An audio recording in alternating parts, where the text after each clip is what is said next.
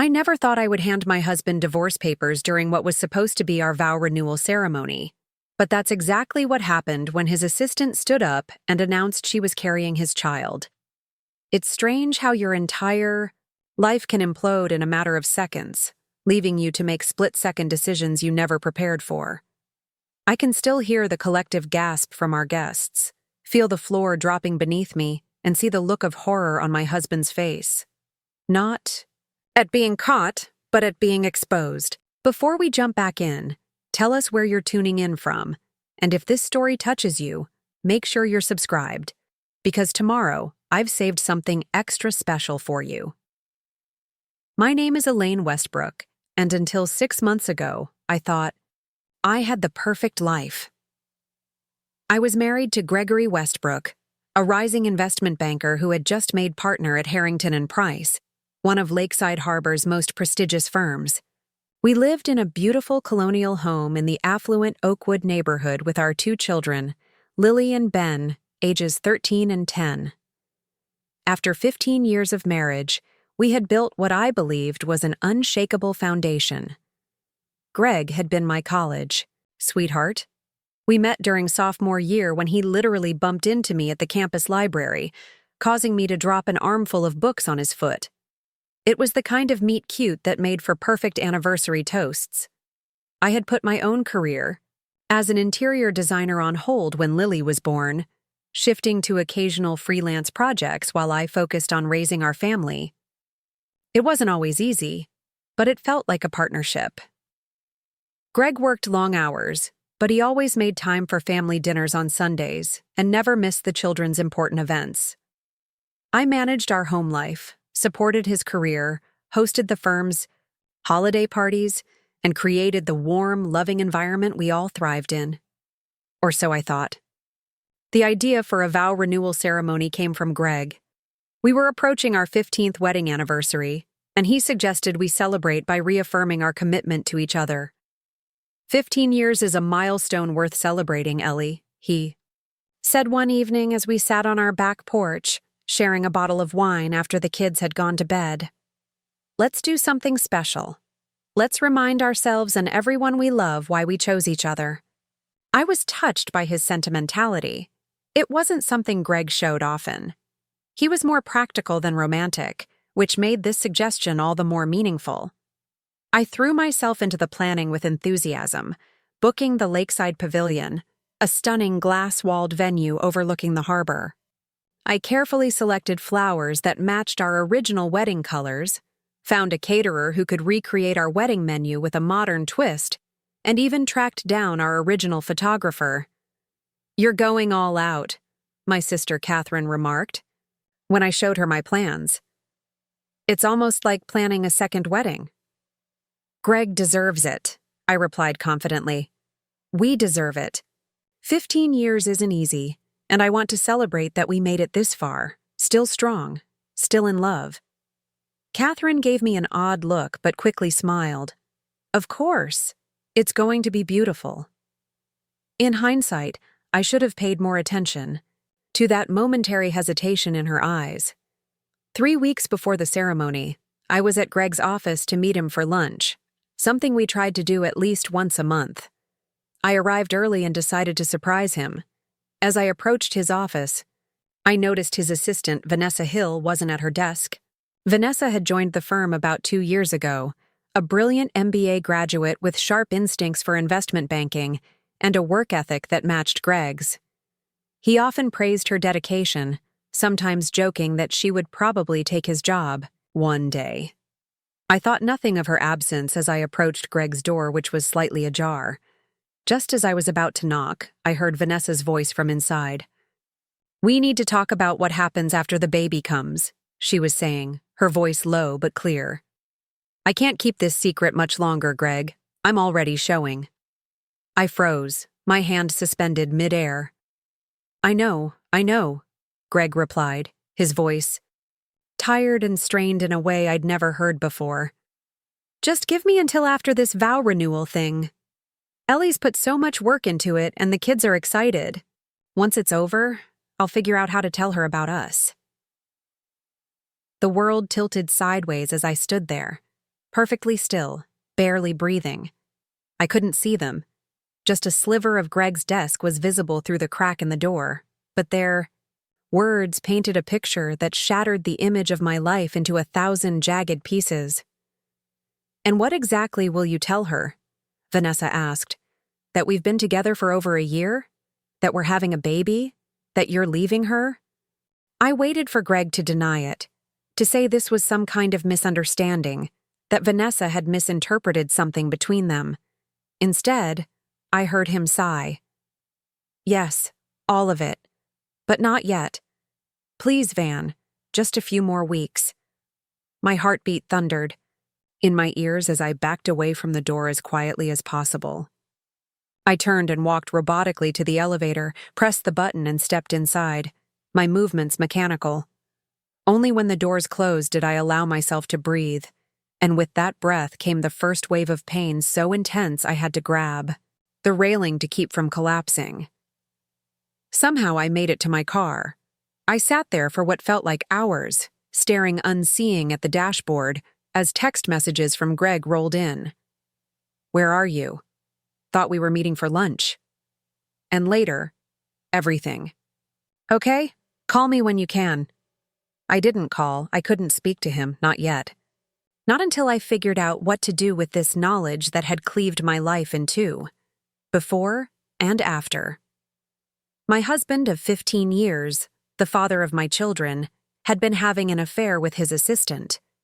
She was pregnant with his child, and they had been planning their future together, right under my nose, all while I'd been excitedly planning our vow renewal ceremony.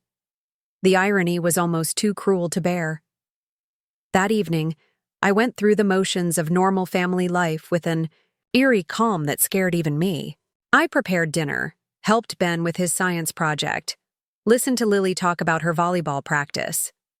Greg came home at his usual time, kissed my cheek, and asked if I was feeling all right. "You never showed for lunch," he said, concern in his eyes I now realized were practiced in deception. I was worried. "I had a migraine," I lied, the words tasting bitter on my tongue. "Came out of nowhere. I should have texted. Sorry." He accepted this without question, and as we sat at the dinner table, the four of us, our perfect family tableau, I studied him. How long had he been living this double life? How many times had he come home to us after being with her?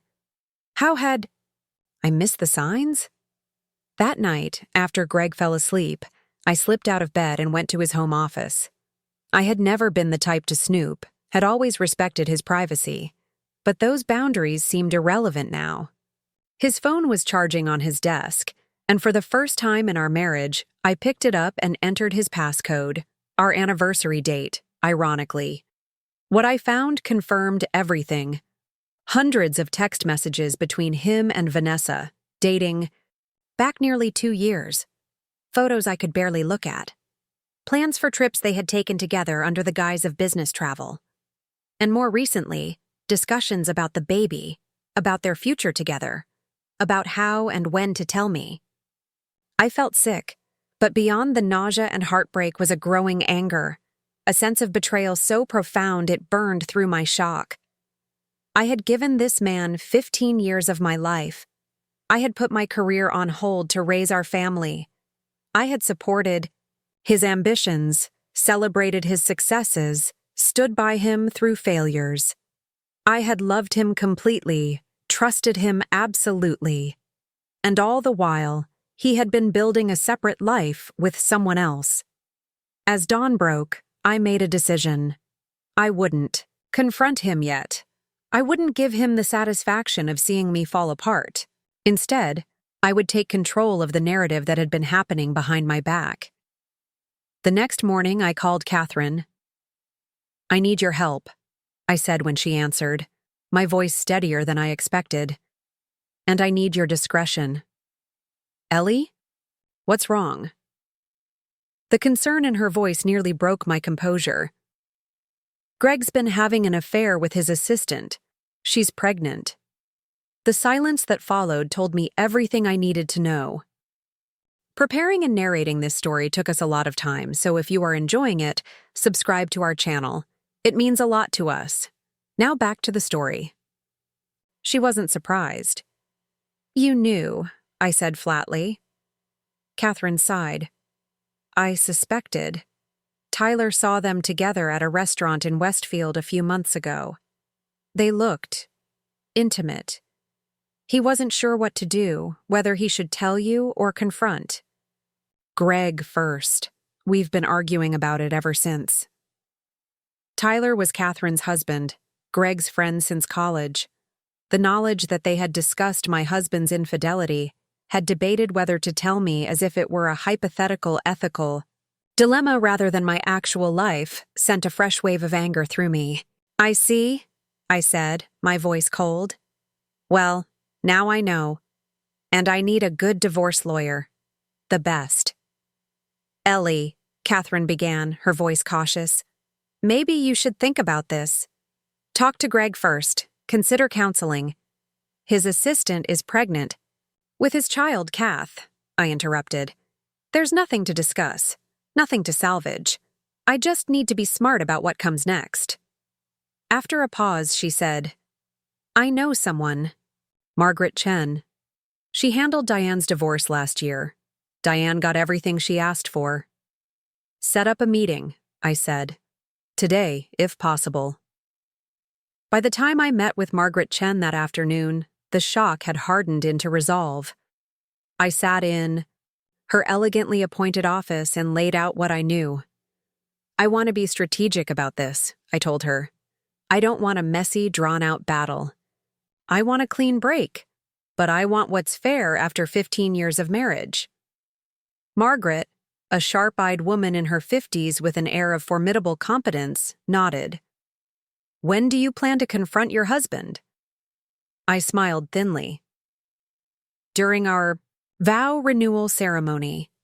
Her eyebrows rose slightly. "That's unconventional.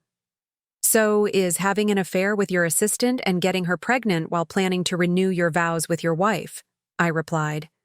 A hint of approval flashed in her eyes. "Fair point, but I have to advise against public confrontations. They may feel satisfying in the moment, but they rarely serve your long-term interests in a divorce proceeding." "I understand," I said, "but I'm not planning a scene.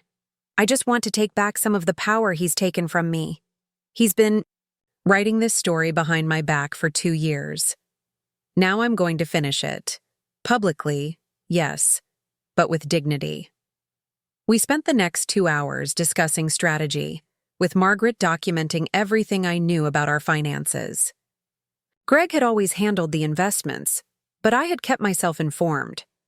I knew about his partnership stake in the firm, our retirement accounts, the vacation property in Maine, the stock portfolio.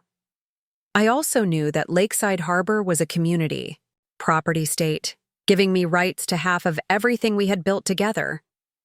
"Have you considered what you'll do about the children?" Margaret asked carefully. The question pierced through my strategic focus, reminding me of the collateral damage in this disaster. Lily and Ben, who adored their father, whose world was about to be upended. "I want primary custody," I said, firmly. "But I won't keep them from him. They love him, and despite everything, he's been a good father." My voice caught slightly. "I just don't know how to tell them." "One step at a time," Margaret advised gently. "Let's focus on preparing your case, gathering documentation, and securing your financial position. Children are resilient, more than we give them credit for. With the right support, they'll adjust." Over the next 3 weeks, I lived a double life of my own. On the surface, I continued preparations for the vow renewal, met with the florist, confirmed details with the venue, ordered a new dress, a simple but elegant ivory sheath that cost more than I would normally spend. I helped the kids with homework, cooked dinners, smiled at Greg when he came home, and pretended everything was normal. Behind the scenes, I worked with Margaret to document our assets, opened separate bank accounts, secured copies of all our important financial records, and prepared for what would come after. I also met with a therapist, knowing I would need professional support to navigate not just my own emotions, but also helping my children through the aftermath. Most painfully, I began to watch Greg and Vanessa more carefully. Now that I knew what to look for, their affair was embarrassingly obvious. The lingering glances when they thought no one was watching, the inside jokes. The way Vanessa's hand would briefly touch Greg's arm during firm events, a gesture casual enough to seem innocent, but intimate enough to betray their connection. And yes, Vanessa was indeed showing. She had taken to wearing looser clothing, but the gentle curve of her belly was unmistakable once you knew to look for it. I wondered how many others at the firm had noticed, had quietly connected the dots while I remained oblivious. The night before our vow renewal ceremony, Greg and I sat on our back porch, just as we had when he first suggested this renewal. He seemed tense, distracted. "Nervous about tomorrow?" I asked, my voice light even as my heart hammered in my chest. He looked startled. "What?" "No, just some work stress." "Everything will be perfect," I assured him, the irony of my words not lost on me. "I've taken care of every detail." "You always do," he said, reaching for my hand and squeezing it. "I don't know what I'd do without you, Ellie." It took everything in me not to snatch my hand away, not to scream the truth at him there and then. Instead, I smiled and replied, "Fortunately, you'll never have to find out." The lie hung between us in the warm evening air, its weight crushing me. But I held firm. Just one more day of pretense, and then never again.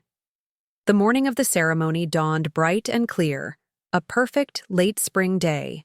Our backyard, transformed with white chairs, an arch covered in flowers, and twinkling, lights strung through the trees, looked like something from a fairy tale. Catherine arrived early to help me get ready, her eyes anxious as she watched me apply my makeup with steady hands. "Are you sure about this?" she asked for the 100th time. "More sure than I've ever been about anything," I replied, smoothing the ivory fabric of my dress. "I've spent 15 years building a life with a man who could lie to my face every day. I won't spend another minute doing it." The guests began arriving at noon. Close friends, family members, colleagues from Greg's firm, including, yes, Vanessa, wearing a flowing maxi dress that almost, but not quite, concealed her pregnancy. She had the audacity to smile at me, to compliment the beautiful setup. I thanked her with ice in my voice, watching confusion flicker across her face at my coldness. Greg stood under the flower arch, handsome in his navy suit, smiling as I walked toward him. Our children sat in the front row, Lily looking grown up in her first formal dress, Ben fidgeting with his tie but beaming with pride.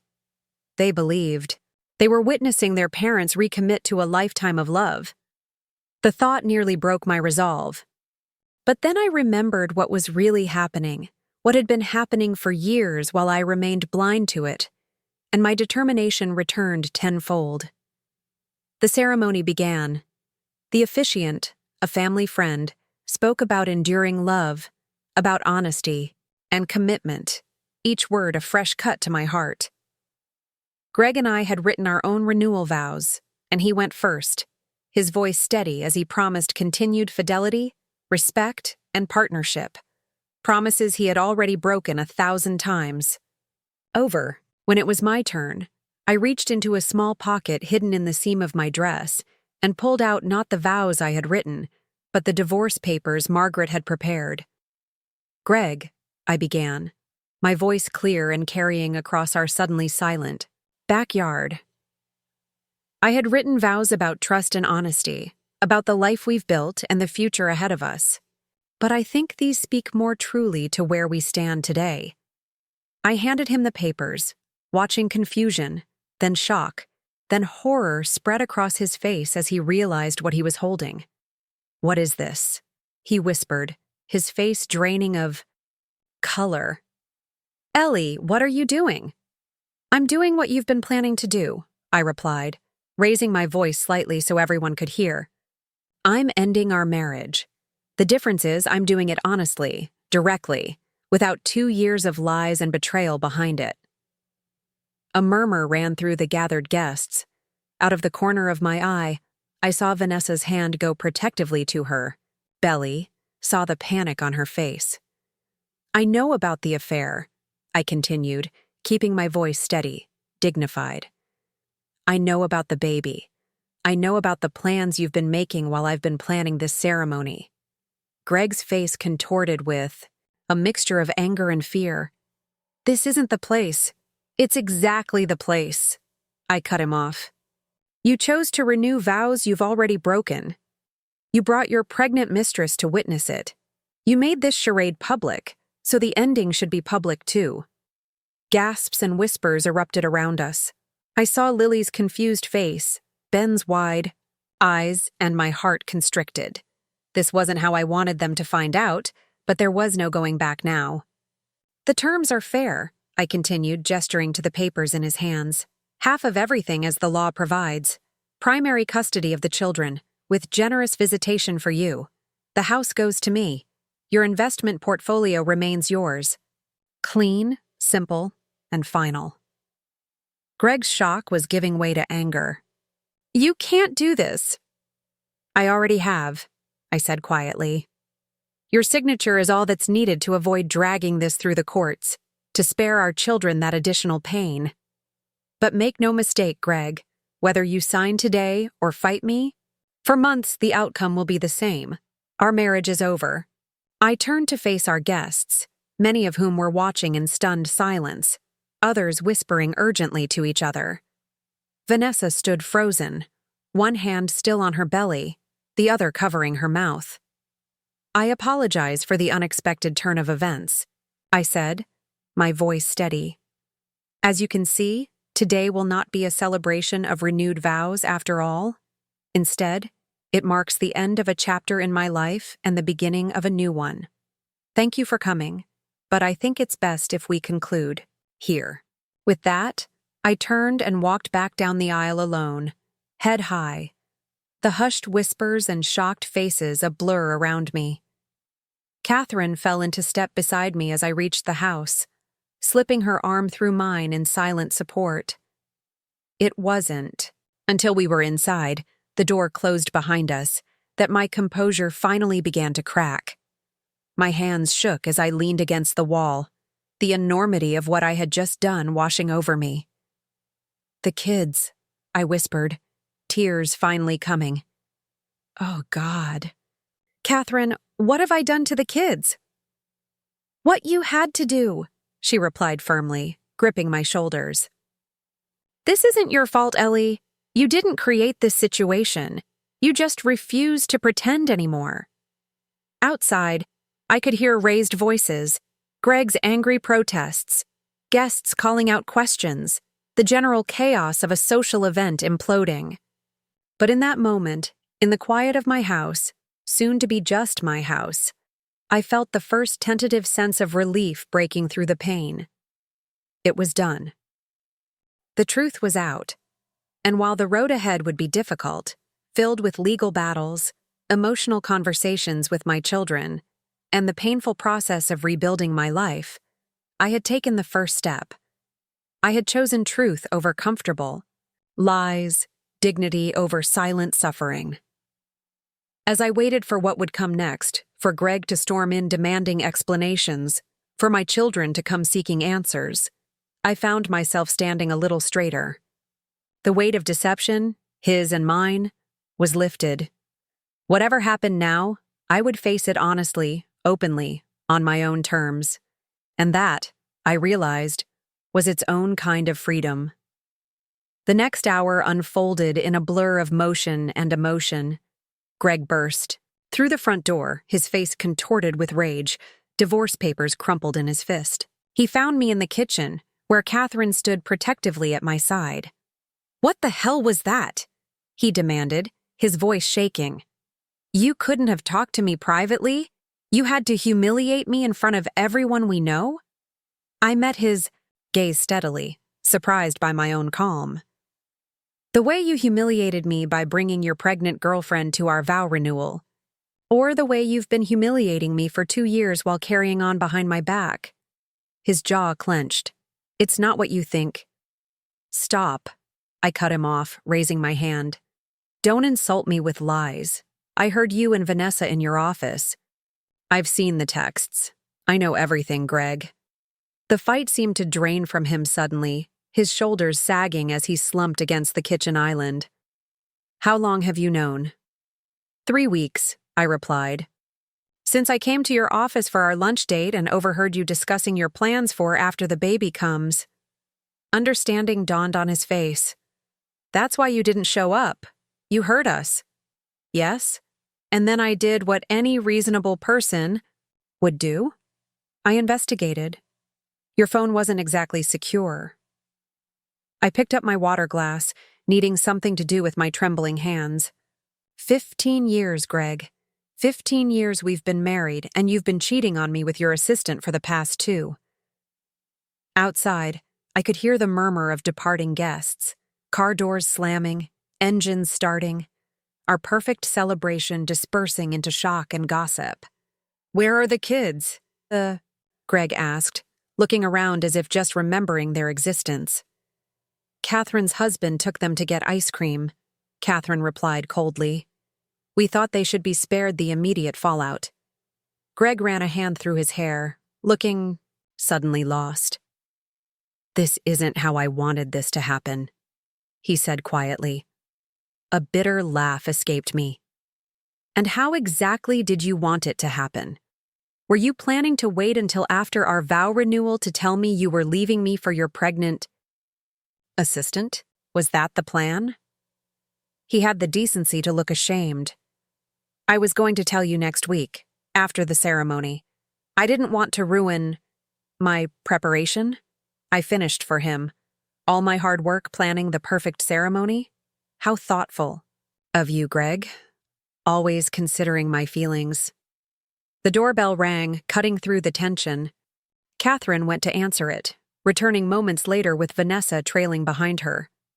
My husband's assistant, his lover, the mother of his unborn child, stood awkwardly in my kitchen, her hand resting protectively on her slightly swollen belly. I think I should be part of this conversation, she said, her voice soft but determined. I stared at her, this woman who had been sleeping with my husband, who had calmly worked alongside him while he came home to me and our children each night. She was younger than me, of course, early 30s to my 41 years. Sleek dark hair, perfect makeup, designer clothes. Everything about her seemed calculated for success, including, apparently, seducing her married boss. By all means. I gestured to the breakfast nook. Have a seat at my table. You've already taken everything else. She flinched but sat down, folding her hands on the table. Greg moved to sit beside her, and the sight of them together, a united front in my home, made bile rise in my throat. I want you both out of my house, I said, my voice surprisingly steady. Greg, you can stay at a hotel until you find somewhere permanent. You can come back tomorrow when I'm out with the kids to pack some clothes and essentials. But right now, I need you to leave. Ellie, we need to talk about this, Greg insisted. About the children, about the terms of the divorce. The terms are in the papers, I replied coldly. They're fair. More than fair considering what you've done. And as for the children, we'll need to talk to them together, but not today. Not until I've had time to process this myself. Vanessa leaned forward, her expression earnest. Ellie, I know this is difficult, but I hope eventually we can find a way to be cordial. For the children's sake. All of the children.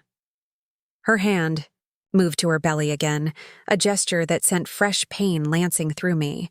The audacity of this woman, sitting in my kitchen, suggesting we find a way to blend our families as if this were some modern Brady Bunch situation rather than a devastating betrayal, pushed me to the edge of my control.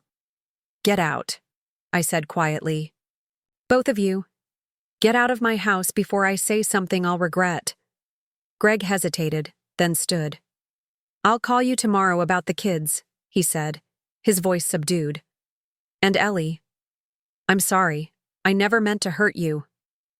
The platitude was so inadequate, so hollow in the face of what he'd done, that I couldn't even respond. I simply turned away, staring out the kitchen window as they gathered their things and left. Only when I heard the front door close did I allow myself to exhale, a shuddering breath that seemed to come from the depths of my soul. Catherine approached cautiously. They're gone, she confirmed unnecessarily. Do you want me to stay? Part of me wanted to say yes, to cling to my sister's presence as a shield against the loneliness crashing over me. But a stronger part needed solitude, needed space to fall apart in private before I had to be strong for my children. No, I said, squeezing her hand gratefully. I need some time alone, but thank you for everything today. After Catherine left, I walked through my suddenly empty house, the remnants of the ceremony still visible through the windows. The white chairs arranged in neat rows, the flower arch standing forlorn in the late afternoon sun, the catering staff, quietly packing up food that would never be eaten at the celebration that never happened. I should have felt devastated, broken by the public collapse of my marriage and the revelation of my husband's betrayal. And part of me was. But beneath the pain was something else, something that surprised me with its intensity. Relief. The past 3 weeks of pretending, of smiling through my knowledge of Greg's betrayal while secretly preparing for today's confrontation, had been exhausting.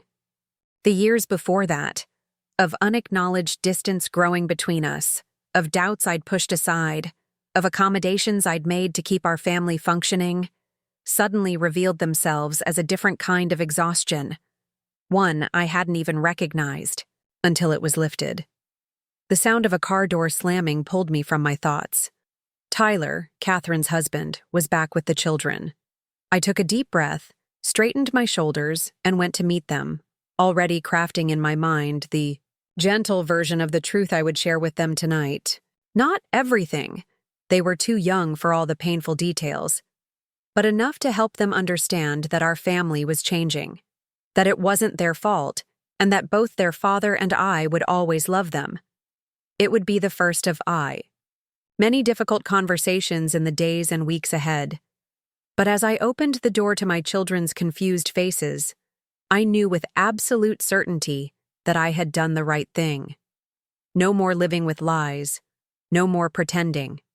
Whatever came next would at least be honest. The following days passed in a haze of logistics and emotions. Telling Lily and Ben about the divorce was as painful as I'd anticipated. Lily, at 13, was old enough to suspect there was more to the story than I was sharing. Her perceptive eyes studying my face as I explained that her father and I had grown apart, that we'd been unhappy for some time, and that we'd decided it was better to live separately. But what about the vow renewal? She asked, her voice small. If you were unhappy, why were you going to renew your vows? I hesitated, weighing how much truth she could handle. Sometimes people try to fix problems by recommitting to each other, I said finally. But in our case, I realized it wouldn't. Solve the underlying issues. Is Dad going to live with Vanessa now? Ben asked suddenly, his 10-year-old face scrunched in confusion. I froze, caught off guard. Why would you ask that, honey? He shrugged, picking at a loose thread on his sleeve. I heard Mrs. Landon on the phone when Uncle Tyler was buying us ice cream. She said Dad got Vanessa pregnant and that's why you were getting divorced. Anger flashed through me, at Greg, at Vanessa, at the gossiping parents who couldn't control their conversations around children.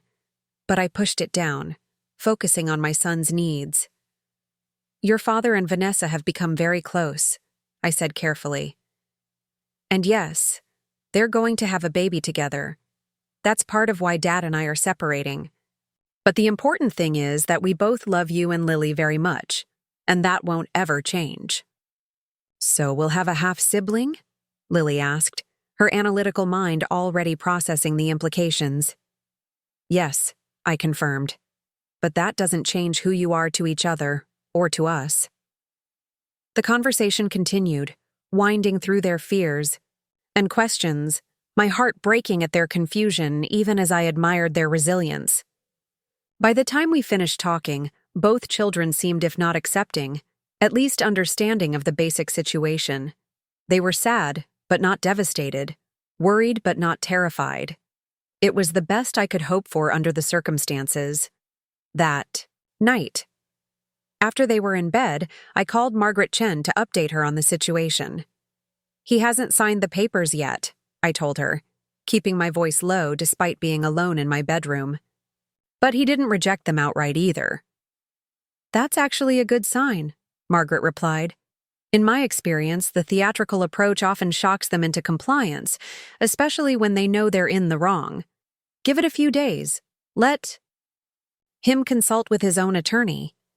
If he's smart, they'll advise him the terms are fair under the circumstances."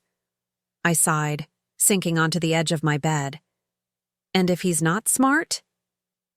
"Then we prepare for battle," she said simply. "But from what? You've told me about the situation. He has every incentive to keep this quiet and clean. A messy public divorce with his assistant's pregnancy as a central issue won't look good for a partner at an investment firm." She was right, of course. Greg had built his career on a reputation for sound judgment and integrity. A protracted divorce battle that publicly aired his affair with a subordinate would damage that reputation, potentially affecting his standing at the firm and with clients. It was a leverage point I hadn't planned to use directly, but its existence worked in my favor. 3 days after the ceremony, Greg called to arrange picking up more of his things. I made sure to be out of the house with the children, leaving him to pack alone. When we returned, his closet was half empty, his toiletries gone from the bathroom, his desk cleared of personal items. The physical evidence of his departure hit me harder than I expected, the emptiness of spaces once filled, with his presence a stark reminder of how thoroughly my life had changed. That night he called again, asking to speak with the children. I put them on speakerphone, listening as he awkwardly attempted normalcy, asking about their days, promising to see them soon, avoiding any mention of the situation. When they handed the phone back to me, his tone changed, becoming more serious. "I've looked over the papers," he said without preamble. "My lawyer thinks I could fight for a better deal, especially regarding the house." "You could," I agreed evenly, "and I could push for a larger share of your partnership stake in the firm, given the circumstances of our separation. I could also make things very uncomfortable for you professionally, but I don't think either of us wants a drawn-out legal battle." Silence stretched between us, the implicit threat hanging in the air. "I'll sign them," he said finally, "but I want adjustments to the visitation schedule. The weekends you've proposed don't work with my calendar." It was a small concession, one I could easily make without compromising the core terms. "Have your lawyer send over the proposed changes. If they're reasonable, I'll approve them." "Thank you," he said, sounding relieved. "And Ellie, for what it's worth, I am sorry. Not just for how things ended, but for how they began with Vanessa. I never planned for any of this to happen." The apology, so inadequate in the face of his betrayal, sparked a fresh wave of anger. "Things didn't just happen, Greg. You made choices. Every day for 2 years, you chose to lie to me, to betray our marriage, to build a relationship with another woman while coming home to me and our children. So spare me the passive language. You did this. You. Not circumstances, not fate, not an accident of timing. You." He was quiet for a moment. "You're right," he admitted finally. "I made choices, bad ones, selfish ones. I can't undo them.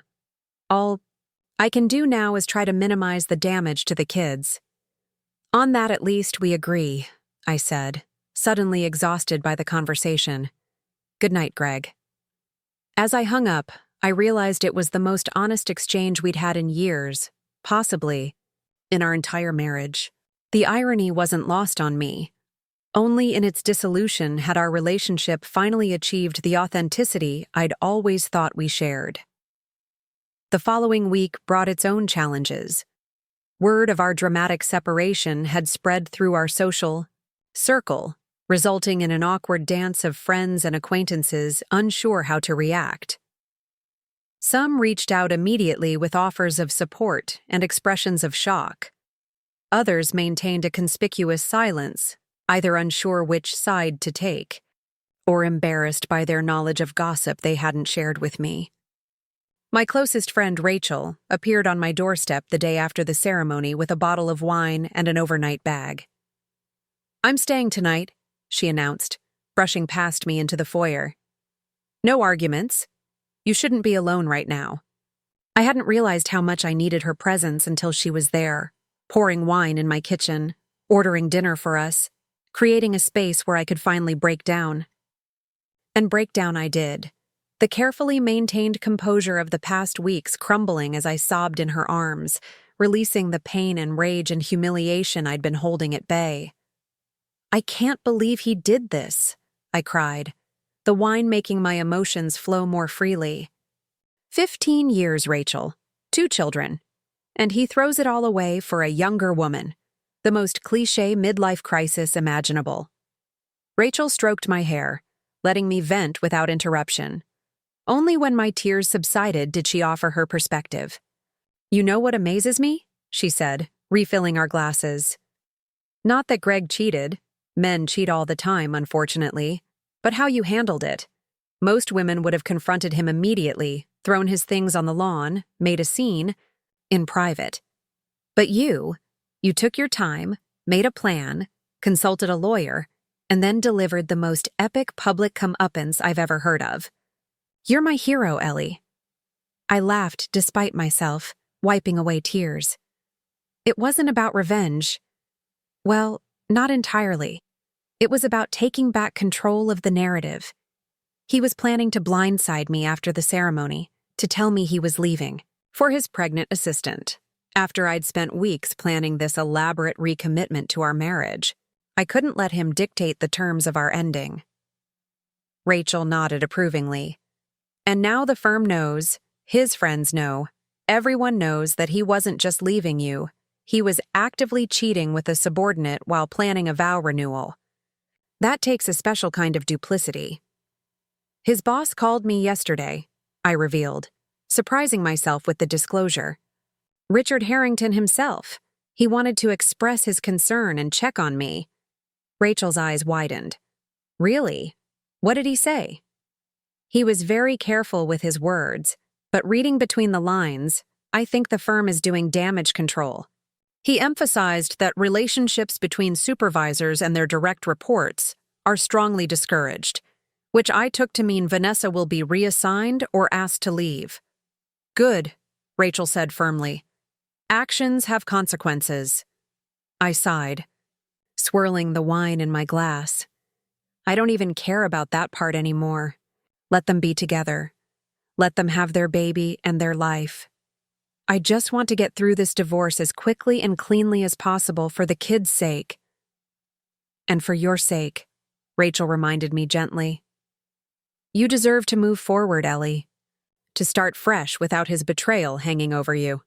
The concept of starting fresh seemed both terrifying and exhilarating. For 15 years, my identity had been intertwined with Greg's, as his wife, as the mother of his children, as the supportive partner to his ambitious career. Who was I without those definitions? What did I want from the next chapter of my life? The questions kept me awake long after Rachel had fallen asleep in my guest room. Lying in my too-empty bed, I scrolled through my phone, finding myself on the website for the local community college. Before marriage and children, I'd been working toward a degree in interior design. I'd kept my hand in with occasional freelance projects over the years, but had never pursued it seriously after Lily was born. On impulse, I clicked on their continuing education catalog, browsing the design courses offered for the upcoming fall semester. A certificate program caught my eye, Advanced Residential Design, a 1-year program that would build on my existing skills and provide credentials that could help launch a more serious career.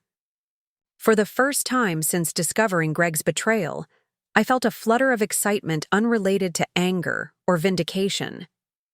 This was something for me, something I'd put aside but never stopped wanting.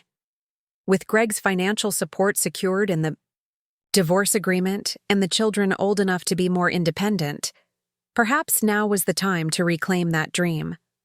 I bookmarked the page, making a mental note to look into application deadlines tomorrow. It was a small step, hardly a life plan, but it was something positive to focus on, a direction to move in that had nothing to do with Greg or his betrayal. Sleep came easier after that, my mind spinning with possibilities rather than dwelling on losses. In my dreams, I redesigned spaces, not just rooms or houses, but my life itself, tearing down walls that no longer served, opening up to new light, new perspectives. I woke feeling more rested than I had in weeks, despite the emotional exhaustion of recent days. That morning, as I prepared breakfast for the children, my phone buzzed with a text from Greg. Papers signed and delivered to your lawyer. Visitation adjustments included as discussed. I stared at the message, a complex wave of emotions washing over me.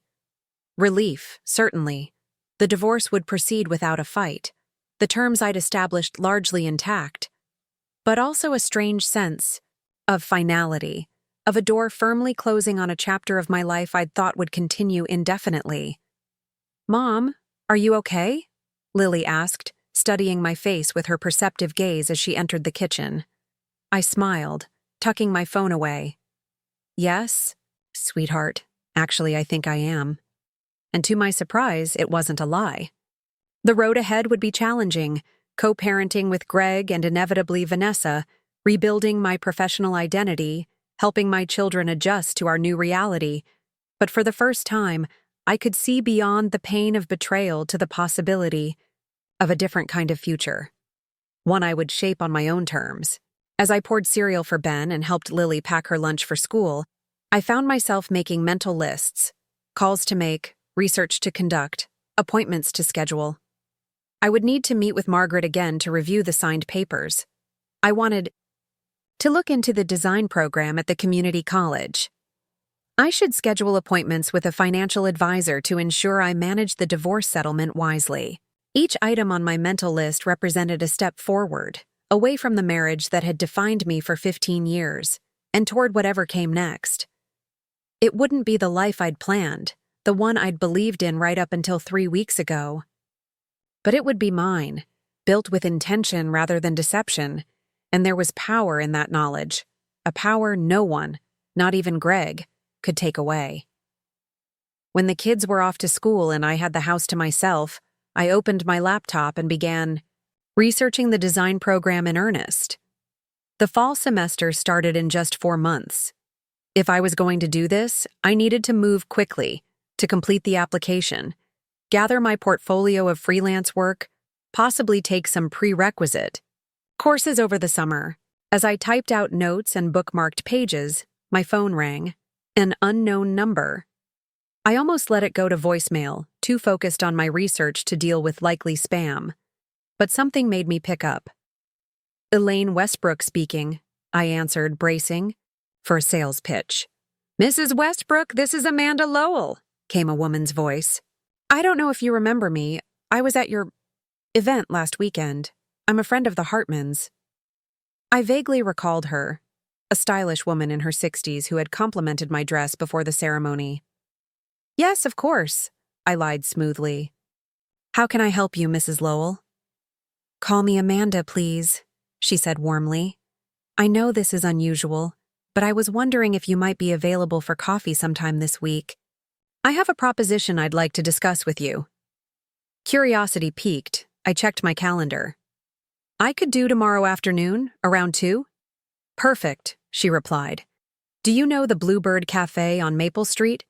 It's quiet enough for conversation." We confirmed the details and I hung up, puzzled but intrigued. What proposition could this virtual stranger have for me?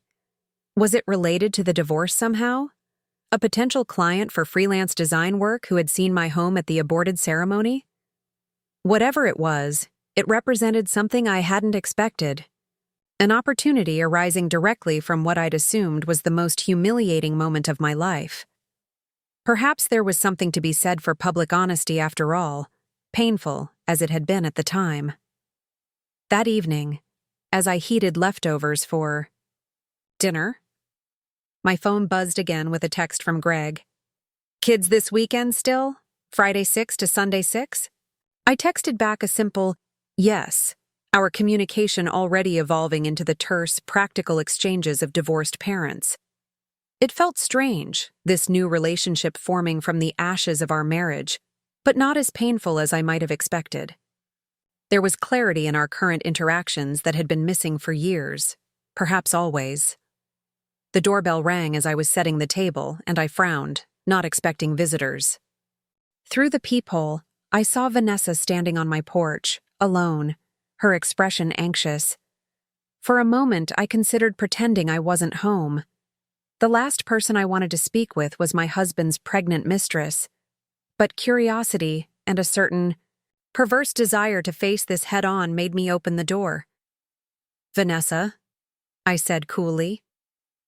"Greg isn't here." "I know," she replied quickly. "I came to see you." I raised an eyebrow but stepped back, allowing her into the foyer. I didn't invite her further into the house, maintaining the boundary of the entryway. "What can I do for you?" I asked, crossing my arms. She took a deep breath, visibly gathering courage.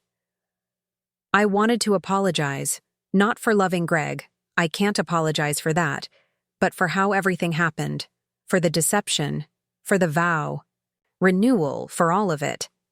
You deserved better." The apology caught me off guard. I'd expected excuses, perhaps hostility, not this awkward attempt at amends. "Why now?" I asked. "Why come here alone?" "Because I'm going to be in your children's lives," she replied simply. "And I don't want to start that relationship with this much hostility between us. I know we'll never be friends, Ellie. I'm not naive. But maybe we can find a way to be civil, for everyone's sake." I studied her, this woman who had inserted herself into the center of my family's destruction. She seemed sincere, her eyes meeting mine without flinching despite the discomfort evident in her posture. "Civil," I repeated. "That's a low bar, Vanessa." "It's where we have to start," she said quietly. "I know you hate me." "I don't hate you," I interrupted, surprising myself with the realization as I spoke. "I don't know you well enough to hate you. I'm angry, I'm hurt, but mostly I just want to move forward with my life. If that means finding a way to coexist for the children's sake, fine. But don't expect warm family gatherings or friendly catch-up calls." Relief washed over her face. "That's more than fair. Thank you for hearing me out." As she turned to leave, a question that had been lurking in my mind for weeks suddenly surfaced. "Vanessa," I called after her, "did you know about the vow renewal before he planned it? Were you part of that decision?" She paused, her back to me, then slowly turned around. "No," she said, her voice barely above a whisper. "I found out after he'd already suggested it to you. I was horrified, Ellie. I told him it was cruel, that he needed to tell you the truth before going through with it. But he insisted it would be easier this way, that he didn't want to hurt you before the ceremony you were so excited about." The confirmation of Greg's capacity for deception, even with his lover, wasn't surprising, but it was illuminating. The man I'd been married to for 15 years was a stranger in many ways, capable of compartmentalizing his life, his relationships, his truths and lies in ways I hadn't fully comprehended. "Thank you for being honest," I said finally. "Good night, Vanessa." After she left, I leaned against the closed door, processing the unexpected encounter. It had been easier than I'd anticipated, facing her directly, speaking woman to woman without Greg's mediating presence. Not pleasant, Certainly not something I'd want to repeat regularly, but also not the devastating confrontation I'd feared. Another step forward, another piece of the new normal I was constructing day by day. Not the life I'd chosen, but increasingly, a life I could envision navigating. Successfully, the Bluebird Cafe was tucked between a bookstore and a vintage clothing shop on one of Lakeside Harbor's quainter streets. I arrived 10 minutes early, choosing a table by the window where I could watch for Amanda Lowell's arrival. The cafe was quiet in the mid-afternoon lull, just a few patrons typing on laptops or reading books over cooling cups of coffee. I ordered a cappuccino and tried to calm my nerves. This meeting felt important somehow, though I couldn't articulate why. Perhaps it was simply that it represented the first new connection in my post-Greg life, something unrelated to the shared history and intertwined social circles that had defined me for so long. At precisely 2 o'clock, Amanda Lowell entered the cafe. I recognized her immediately, elegant in a way that spoke of old money and good taste, silver hair styled in a sleek bob, minimal but expensive jewelry complementing her tailored navy pantsuit. She spotted me and approached with a warm smile. "Elaine, thank you for meeting me," she said, extending her hand. "I appreciate you making time, especially given recent events." I shook her hand, noting her firm grip. "I was intrigued by your call," I admitted, "though I'm still not sure what this is about." Amanda ordered a pot of Earl Grey before settling across from me. "I'll get straight to the point," she said once the server had left. "I own Lakeside Interiors. We're a small but established design firm specializing in high-end residential projects." My eyebrows rose in surprise. Lakeside Interiors was well known in local design circles, exclusive, expensive, with a reputation for impeccable taste and a waiting list of wealthy clients. I'd admired their work in several home tours over the years. "I'm familiar with your firm," I said carefully, "but I'm not sure what that has to do with me." Amanda smiled, her eyes shrewd. "I've been to your home twice now, once for the Harrington Price holiday party last December, and again for your ceremony last weekend. Both times I was struck by your design sensibility, the way you balanced classic elements with contemporary touches, the attention to detail, the cohesive vision that still allowed for personality and warmth. It's rare to see that level of sophistication in a non-professional." I felt heat rise to my cheeks at the unexpected praise. "Thank you. Interior design was my field before I put my career on hold for family." "I know," Amanda nodded. "Catherine mentioned you have a background in design when I inquired about you. She was quite proud of your talent, though she said you haven't practiced professionally in some time." The tea arrived, and Amanda poured for both of us, giving me a moment to gather my thoughts. "Mrs. Lowell." "Amanda, please." "Amanda," I corrected. "I'm flattered by your interest, but I'm still not clear on why you wanted to meet." She stirred a touch of honey into her tea. "I'm looking for a new designer to join our team.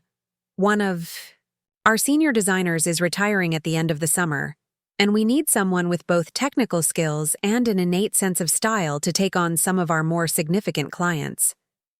She took a sip of her tea, watching me over the rim of her cup.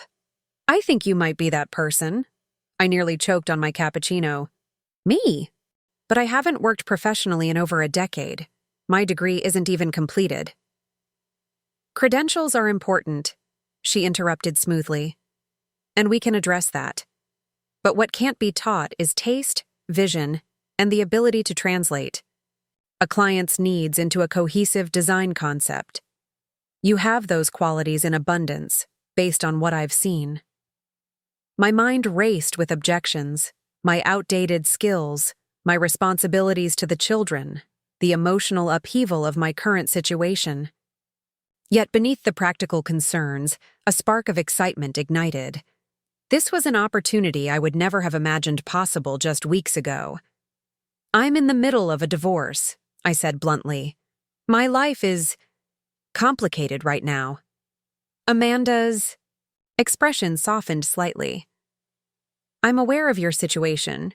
Impossible not to be, given the circumstances. That doesn't concern me professionally. In fact, if you'll forgive my frankness, it might be exactly the right time for you to reconsider your career path. She reached into her bag and withdrew a slim portfolio, sliding it across the table to me. This is information about our firm. The position, compensation details, and what would be expected of you. Take some time to review it. If you're interested, we can discuss next steps, including how to address the gaps in your formal education. I opened the portfolio, my breath, catching at the images of stunning interiors. Some I recognized from local magazines, others unfamiliar but equally impressive. As I flipped through the pages, I found myself mentally analyzing the designs, noting techniques I recognized and others I would need to learn. This is overwhelming, I admitted, closing the portfolio. In the best possible way, but still overwhelming. Amanda smiled, more warmly this time. I don't expect an answer today. Think about it. Talk to your family. Consider what you want your next chapter to look like. She pulled out a business card and placed it atop the portfolio. Call me when you're ready to discuss further, whether that's tomorrow or next month. As we finished our drinks, the conversation shifted to less consequential topics: local design trends, mutual acquaintances, the revitalization of Lakeside Harbor's waterfront district. Amanda was easy to talk to, her knowledge of design impressive, but never intimidating. By the time we parted, I felt less like I'd been through a job interview, and more like I'd made a connection with a potential mentor. Driving home, my mind whirled with possibilities. The position Amanda had described was part-time to start, potentially expanding to full-time as I gained experience, perfectly suited to my need for flexibility with the children. The compensation, while not matching Greg's income, was substantial enough to supplement the divorce settlement comfortably, and the work itself. Designing beautiful spaces for discerning clients, being part of a respected firm, reclaiming the professional identity I'd set aside years ago. The timing seemed both terrible and perfect. I was in the midst of reinventing my personal life. Why not my professional life as well? Yet the practical obstacles remained significant. I would need to complete at least some formal education to meet the firm's standards. I would need childcare arrangements for when the kids were with me, especially during school holidays. I would need to rebuild my confidence in a field that had evolved significantly since I last practiced professionally. When I arrived home, I found an email from Margaret Chen confirming receipt of the signed divorce papers. All seems in order, she wrote. We'll file immediately. Barring any unforeseen complications, the divorce should be finalized within 90 days. 90 days. Just 3 months until the legal dissolution of my 15-year marriage. The timeline felt simultaneously interminable and alarmingly short. In 3 months, I would officially be a single woman, solely responsible for reconstructing my life, from the ground up.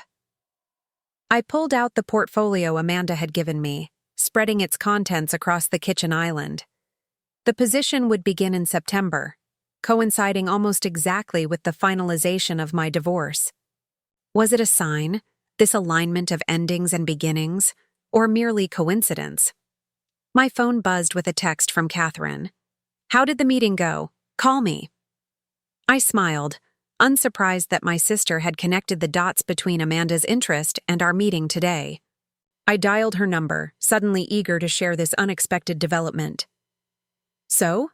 Catherine demanded without preamble when she answered. What did Amanda want? She offered me a job, I replied, still somewhat disbelieving. Or at least, the possibility of a job at Lakeside Interiors. Catherine's excited squeal made me hold the phone away from my ear.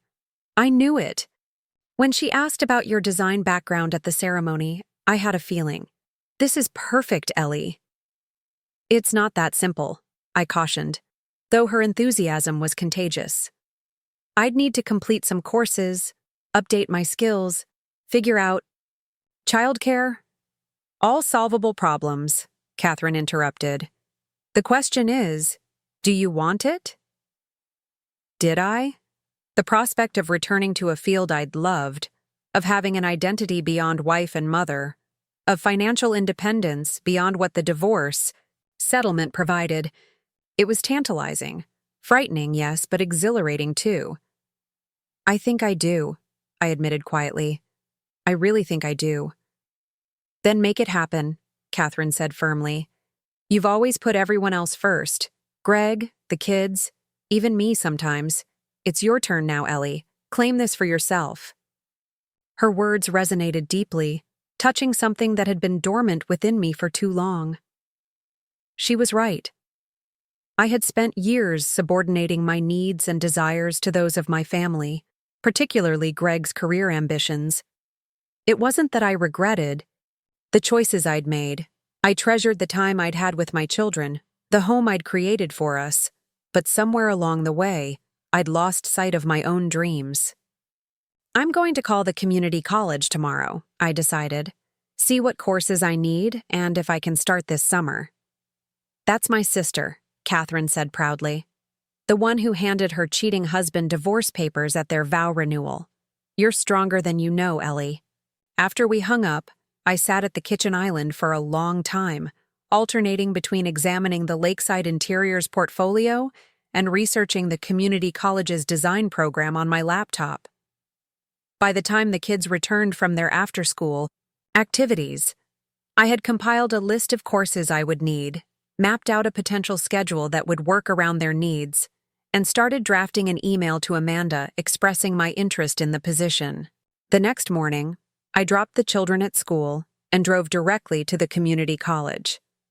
The campus was quiet during summer break, just a few students navigating the tree-lined paths between buildings. I found the design department office and explained my situation to the program director, a petite woman named Dr. Parker, with bright red glasses and an encouraging smile. Returning to the field after raising children? We see that often, she assured me. Your previous coursework should still apply, though design software and building codes have evolved substantially. Let's look at what you'll need to complete the certificate program. We spent an hour reviewing my transcript from years ago, identifying gaps in my education and mapping out a plan. I could take 2 intensive courses over the summer, digital, design tools and contemporary materials and methods, followed by a fuller course load in the fall. If all went well, I could complete the certificate by the following spring, though I could begin working in a trainee capacity even before that.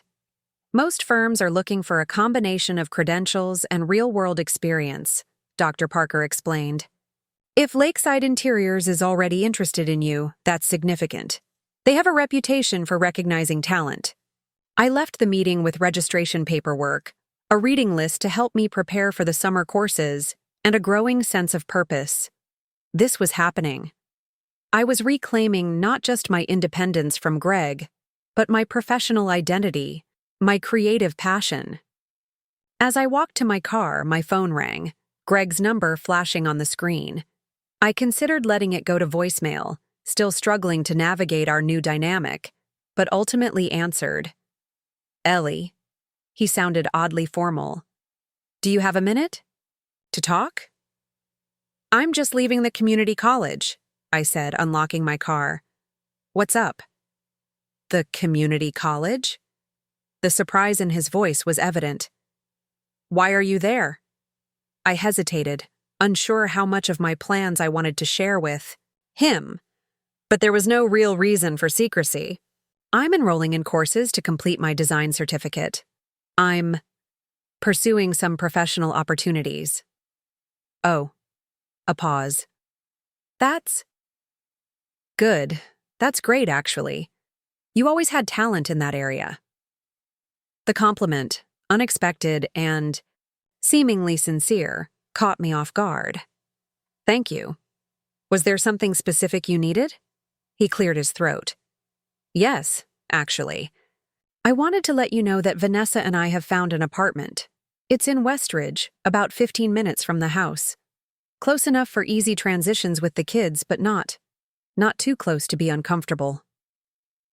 Westridge was an upscale neighborhood on the other side of Lakeside Harbor, known for its modern apartment complexes and proximity to the financial district where Greg worked. It made sense practically, but I still felt a twinge of discomfort at the thought of them setting up home together so quickly. "Okay," I said, keeping my voice neutral. "When are you moving in?" "This weekend. I thought maybe the kids could help see the place, if that's not too awkward." I considered the request. The children would be spending more time in this new apartment, sleeping there during Greg's visitation weekends, perhaps even having their own rooms. It was reasonable for them to be involved in the transition, to feel some ownership of the space. "That makes sense," I conceded. "But Greg? Vanessa shouldn't be there for that first visit. The kids need time to adjust to the idea of your new home before adding her to the equation." He was quiet for a moment. "Yeah, you're right. I'll make sure she's out for the afternoon when they come over." "Thanks, Ellie." The conversation ended amicably enough, another small step toward our new normal. As I drove home, I marveled at how quickly life was reconfiguring itself around the broken pieces of my marriage. Greg and Vanessa finding an apartment, me returning to school, potentially starting a new career, the children preparing to divide their time between two households. None of it was what I had envisioned for my family, for my future. Yet there was forward momentum, progress towards something that might eventually feel, if not better, at least stable in its own way. That evening, I enrolled in the 2 summer courses, committing myself to the path forward. The first class would begin in just 2 weeks, barely enough time to arrange childcare and organize my schedule. But the tight timeline was energizing rather than overwhelming, giving me concrete tasks to focus on beyond the emotional landscape of the divorce. The following day, I called Amanda to express my interest in the position at Lakeside Interiors. Her pleased response and immediate suggestion of a follow-up meeting to discuss specific projects boosted my confidence. This wasn't charity or pity. She genuinely valued what I could bring to her firm. "I'm enrolling in courses to update my credentials," I told her. 2 this summer, with more in the fall. "Excellent," she approved. "In the meantime, I'd like you to come in next week to tour our offices and meet the team. We could start you on a project basis initially, allowing you to build your portfolio while you complete your education." The pieces were falling into place with surprising speed.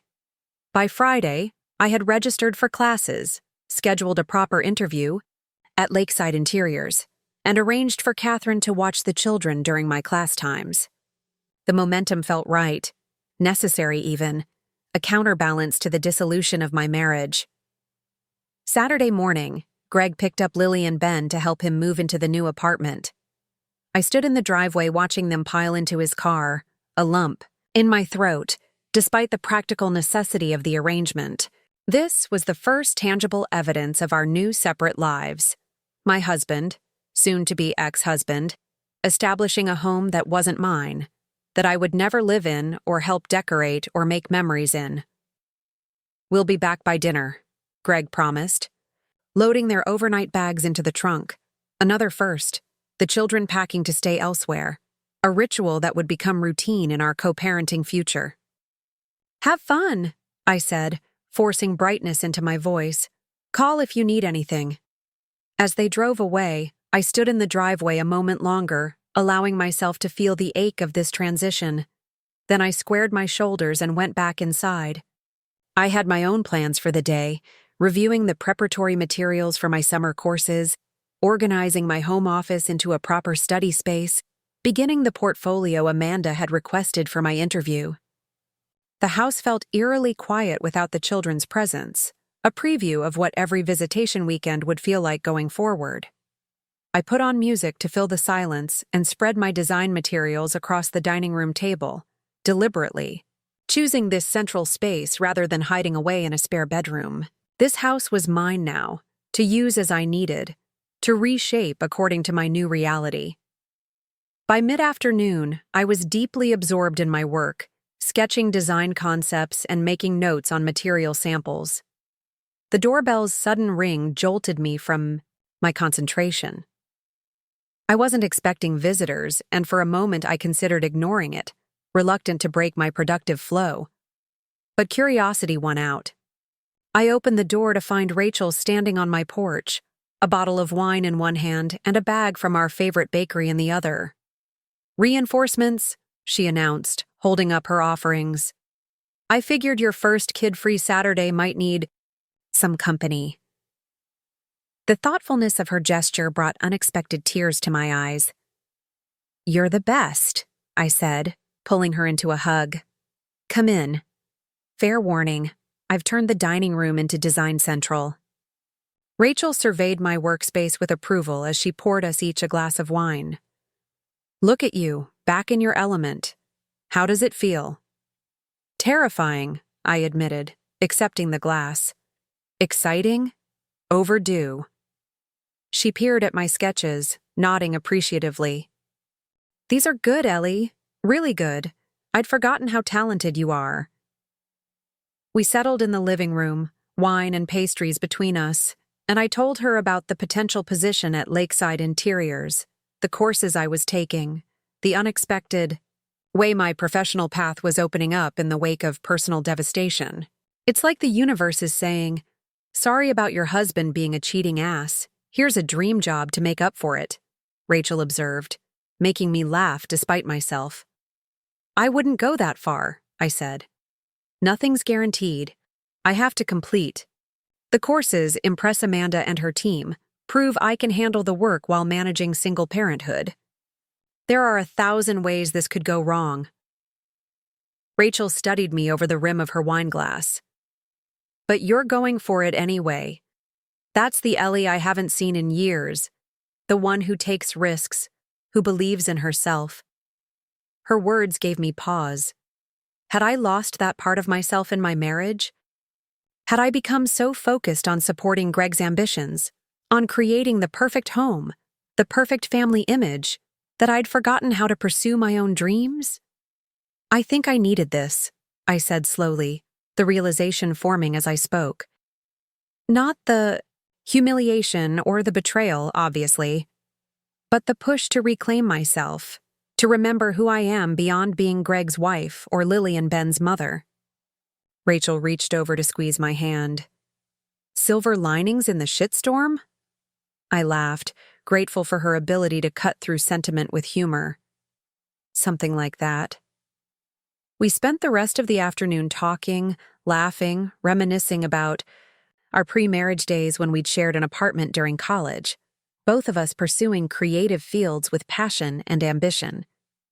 Rachel had stayed the course, building a successful career as a freelance photographer, while I had veered into marriage and motherhood, setting aside my professional aspirations. There was no judgment in the comparison, just recognition of different paths taken.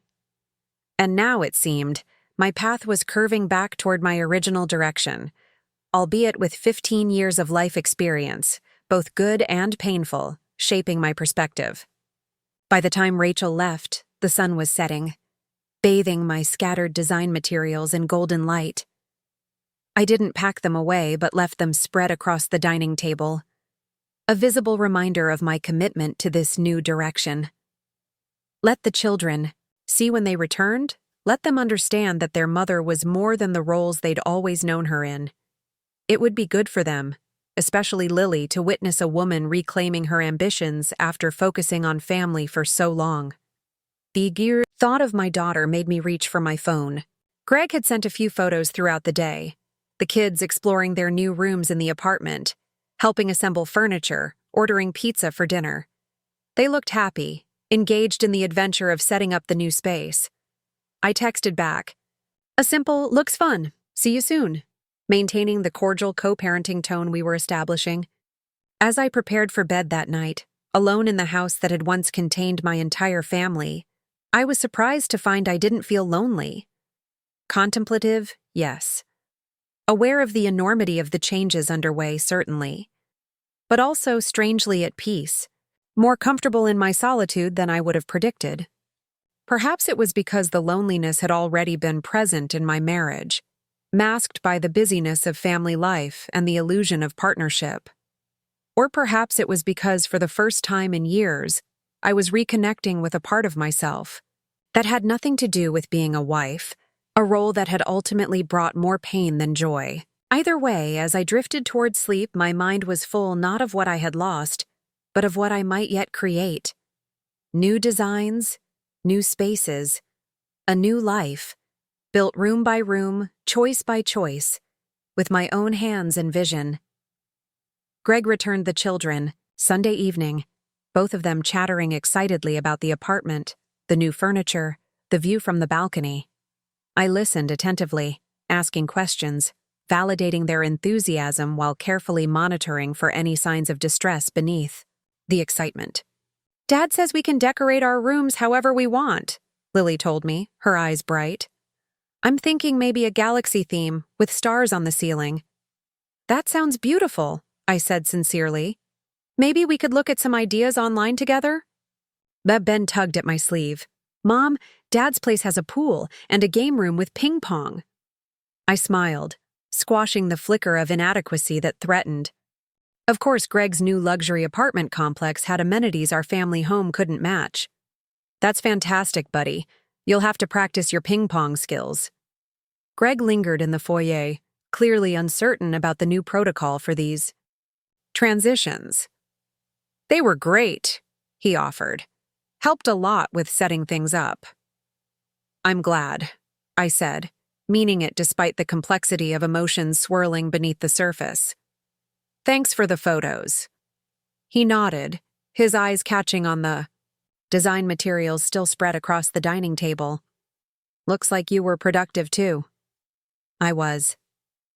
I didn't elaborate, not out of secrecy, but because some things were mine alone now, not subject to his input or approval. He seemed to understand, giving a small nod before turning to the children. "All right, Munchkins. I'll see you Friday for our first official weekend together." After hugs and goodbyes, with promises of video calls before Friday, Greg left, and the three of us stood in the foyer, our reconfigured family unit adjusting to being together again. "Who's hungry?" I asked, steering us toward normalcy. "I was thinking breakfast for dinner, pancakes and scrambled eggs." As the children cheered and raced toward the kitchen, I felt another piece of our new reality lock into place. We were finding our way forward, all of us, step by uncertain step. There would be difficult moments ahead. The first time Vanessa was included in a visitation weekend, the inevitable questions about the baby, the holiday negotiations yet to come. But we would navigate them together, this core family unit that, while changed, remained bound by love. Later, after the children were in bed, I sat at my dining table once more, adding final touches to the portfolio I would bring to my interview at Lakeside Interiors on Tuesday. As I organized images of the design projects I'd completed for friends and family over the years, supplemented by the concept sketches I'd created today, I felt a growing confidence in my abilities. I was rusty, yes. There were gaps in my technical knowledge, tools, and methods I needed to learn, but the fundamental eye for design, the ability to visualize spaces and transform them, that hadn't diminished during my years focused on home and family. If anything, it had deepened, informed by the practical experience of creating a functional, beautiful home on a realistic budget, of understanding how spaces needed to flex and adapt to a family's changing needs. I selected a final image for the portfolio, a before and after of our living room, transformed from the generic beige space the previous owners had left to the warm, layered room it was now, with its carefully curated mix of textures, meaningful objects, and comfortable elegance. It represented everything I believed about design, that spaces should reflect the people who inhabit them, should tell their stories, support their lives, and bring them joy. Whatever happened with Lakeside Interiors, whatever the next chapter held, I would carry that philosophy forward into new spaces, new projects, new versions of myself yet to be discovered. My interview at Lakeside Interiors exceeded all expectations.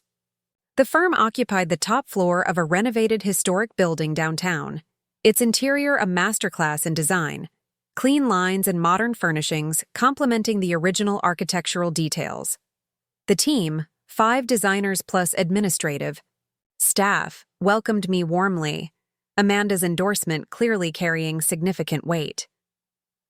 "We're particularly interested in your perspective on family-friendly luxury," Amanda explained as she showed me around the studio space. "Many of our clients have young children but don't want to sacrifice sophistication. Your portfolio shows you understand that balance." I couldn't help but smile at the irony. My family life, which had seemed like a professional limitation for so long, was now being framed as an asset. The skills I developed creating a home that was both beautiful and livable for active children were exactly what set me apart from designers with more traditional career paths. By the end of the UI interview, Amanda was discussing specific projects I might start with, contingent on completing my summer courses. "We have a young family in Hillcrest who just purchased a Tudor revival. Gorgeous bones but outdated everything. They need someone who understands how to honor the architectural integrity while creating spaces that work for modern living." I left with a preliminary offer, a part-time position starting in September, with the opportunity to increase my hours as my coursework permitted. The compensation was generous, the flexibility ideal for my co-parenting schedule, and the creative opportunities exactly what I'd dreamed of. It felt almost too perfect, as if the universe were compensating for the collapse of my marriage with unexpected professional doors flying open. That evening, I shared the news with the children over dinner. "I might be starting a new job in the fall," I explained, watching their reactions carefully. "Designing people's homes, like I used to do before you were born."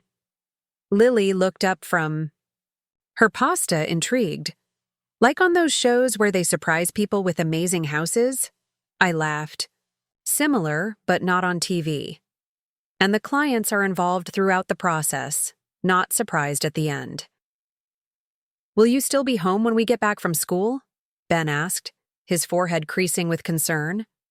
"Absolutely," I assured him. "This job is part-time and flexible. I'll still be here for you just like always. The only difference is I'll be working while you're at school, and sometimes meeting with clients in their homes." Lily twirled her fork thoughtfully. "Is this because of the divorce? Because Dad won't be paying for stuff anymore?" The question caught me off guard with its directness. "That's part of it," I admitted, seeing no point in shielding her from financial realities. "But more importantly, it's something I love doing and I'm good at. Something that's just for me, separate from being your mom or Dad's wife." She nodded, processing this. "That makes sense. Ms. Jensen says it's important for women to have their own identities and not just be defined by the men in their lives." "Urs?" I raised an eyebrow, amused by this feminist wisdom from her 7th grade social studies teacher. "Ms. Jensen sounds very smart." "She is," Lily agreed seriously. "She also says divorce can actually be better for kids than having parents who fight all the time or stay together but are unhappy." My heart squeezed with both pain and gratitude.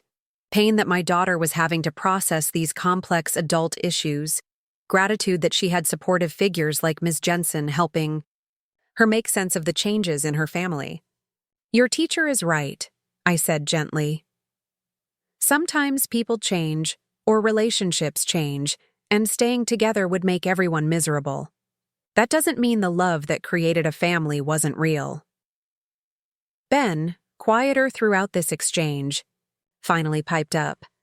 "But you and Dad weren't fighting all the time. You seemed happy." The observation pierced me. He was right. Greg and I had maintained a veneer of harmony, had gone through the motions of a united partnership, even as Greg was building a separate life with Vanessa. What message had that sent to our children about authenticity, about honesty, in relationships? "Sometimes," I said carefully, People can seem happy on the outside but be unhappy underneath. Dad and I. We stopped talking about important things. We stopped being honest with each other. That's a different kind of problem than fighting, but it's still not healthy. Lily nodded sagely, but Ben still looked troubled. Will we have to meet Dad's new baby when it comes? The question hung in the air, raw and unavoidable. Greg and I hadn't discussed this specifically, how to integrate the new child, the living embodiment of his betrayal, into our children's lives. But I knew there was only one right answer, painful as it was. Yes, sweetheart. The baby will be your half-sibling, just like Aunt Catherine's kids are your cousins. It's okay to have complicated feelings about that. We all do. But the baby didn't do anything wrong, and it's not the baby's fault how it came into the world. Ben seemed to accept this, returning to his dinner with the resilience of a 10-year-old. But Lily watched me with thoughtful eyes, seeing more than I sometimes gave her credit for. Are you okay, Mom? She asked quietly. With Dad having a baby with someone else? I took a deep breath, balancing honesty with age-appropriateness. I'm getting there, I said finally. It hurt very much at first, but I'm focusing on building our new life, on exciting things like this job, on making sure you and Ben feel secure. That's what's important now. She reached across the table and squeezed my hand, a gesture so adult, so empathetic, that it nearly brought me to tears. You're doing great, she said, with such earnest conviction that I had to smile. Thank you, sweetheart. So are you. The next morning, I received an unexpected call from Greg. There's a problem, he said without preamble, his voice tense. My parents are coming to town. I suppressed a groan. Greg's parents, Richard and Diane Westbrook, were quintessential old-money East Coast transplants who had never fully warmed to me despite 15 years of marriage. They had always viewed me as slightly beneath their son, the daughter of a high school teacher and a nurse, educated at a state university rather than the Ivy League institutions the Westbrooks favored. They had been polite but distant with the children, sending expensive but impersonal gifts on birthdays and Christmas, visiting briefly once or twice a year. When? I asked, already dreading the complications their presence would add to our delicate new family dynamic. They arrive Friday. Greg hesitated. They don't know about the divorce yet, or about Vanessa and the baby. I nearly dropped the phone. You haven't told them? Greg, it's been almost a month since the ceremony. You're living with Vanessa. The divorce papers are filed. How could you not tell them? He sighed heavily. I've tried. I've called several times, but the conversation never seemed right. You know how they are, how judgmental my father can be. I was waiting to tell them in person.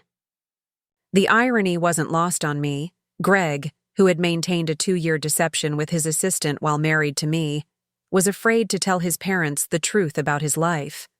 Part of me wanted to let him flounder, to face his parents' disapproval, without my help.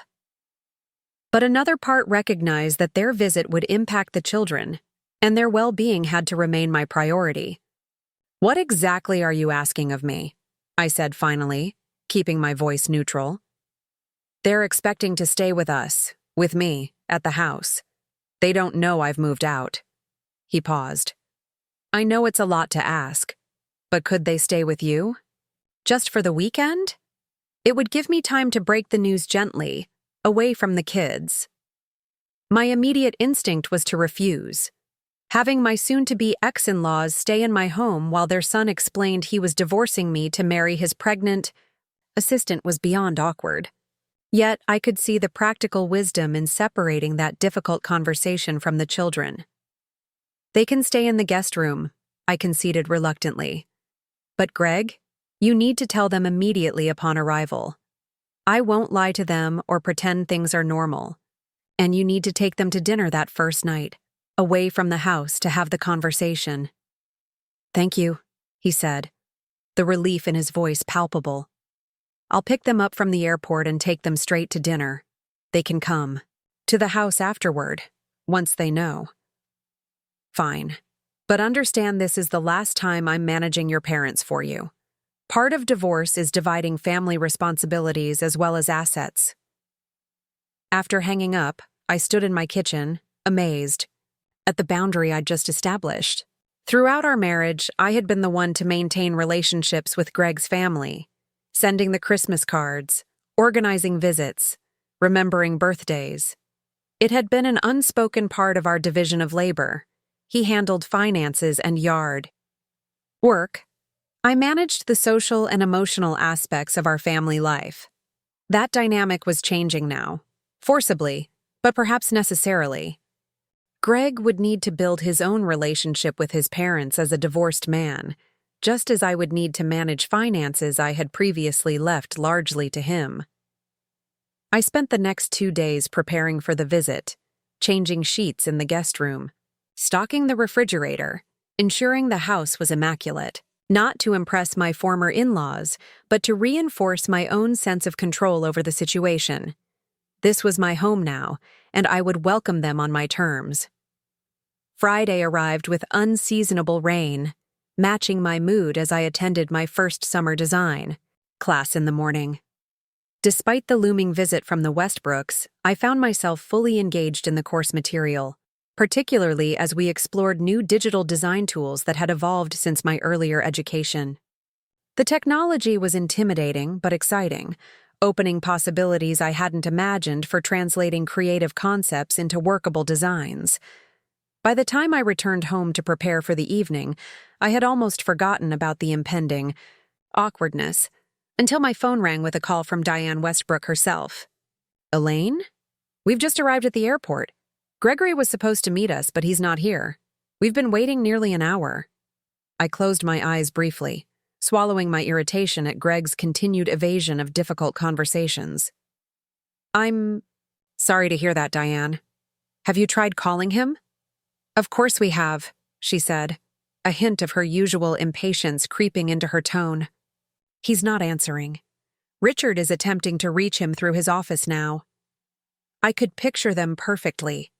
Diane in one of her impeccable St. John knit suits, Richard in his Brooks Brothers blazer with the gold buttons, both of them radiating disapproval as they stood amid their expensive luggage in the arrivals terminal. "I'm sure there's been some misunderstanding," I said diplomatically.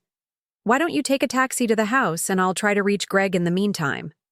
After getting their agreement and hanging up, I immediately dialed Greg's number, unsurprised when it went straight to voicemail. "Your parents are at the airport with no one to meet them," I said tersely. "They're taking a taxi here. Whatever game you're playing, it ends now. Call me back immediately." I tried Vanessa next, suspecting she might have more insight into Greg's whereabouts. She answered on the third ring, her voice cautious. "Ellie, is everything okay?" "Not particularly," I replied, keeping my tone civil despite my frustration. "Greg's parents are in town. He was supposed to meet them, and he's nowhere to be found. Do you know where he is?"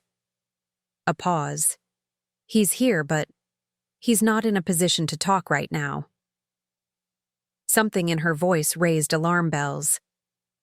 "What does that mean exactly?" She sighed. "He's had a bit too much to drink.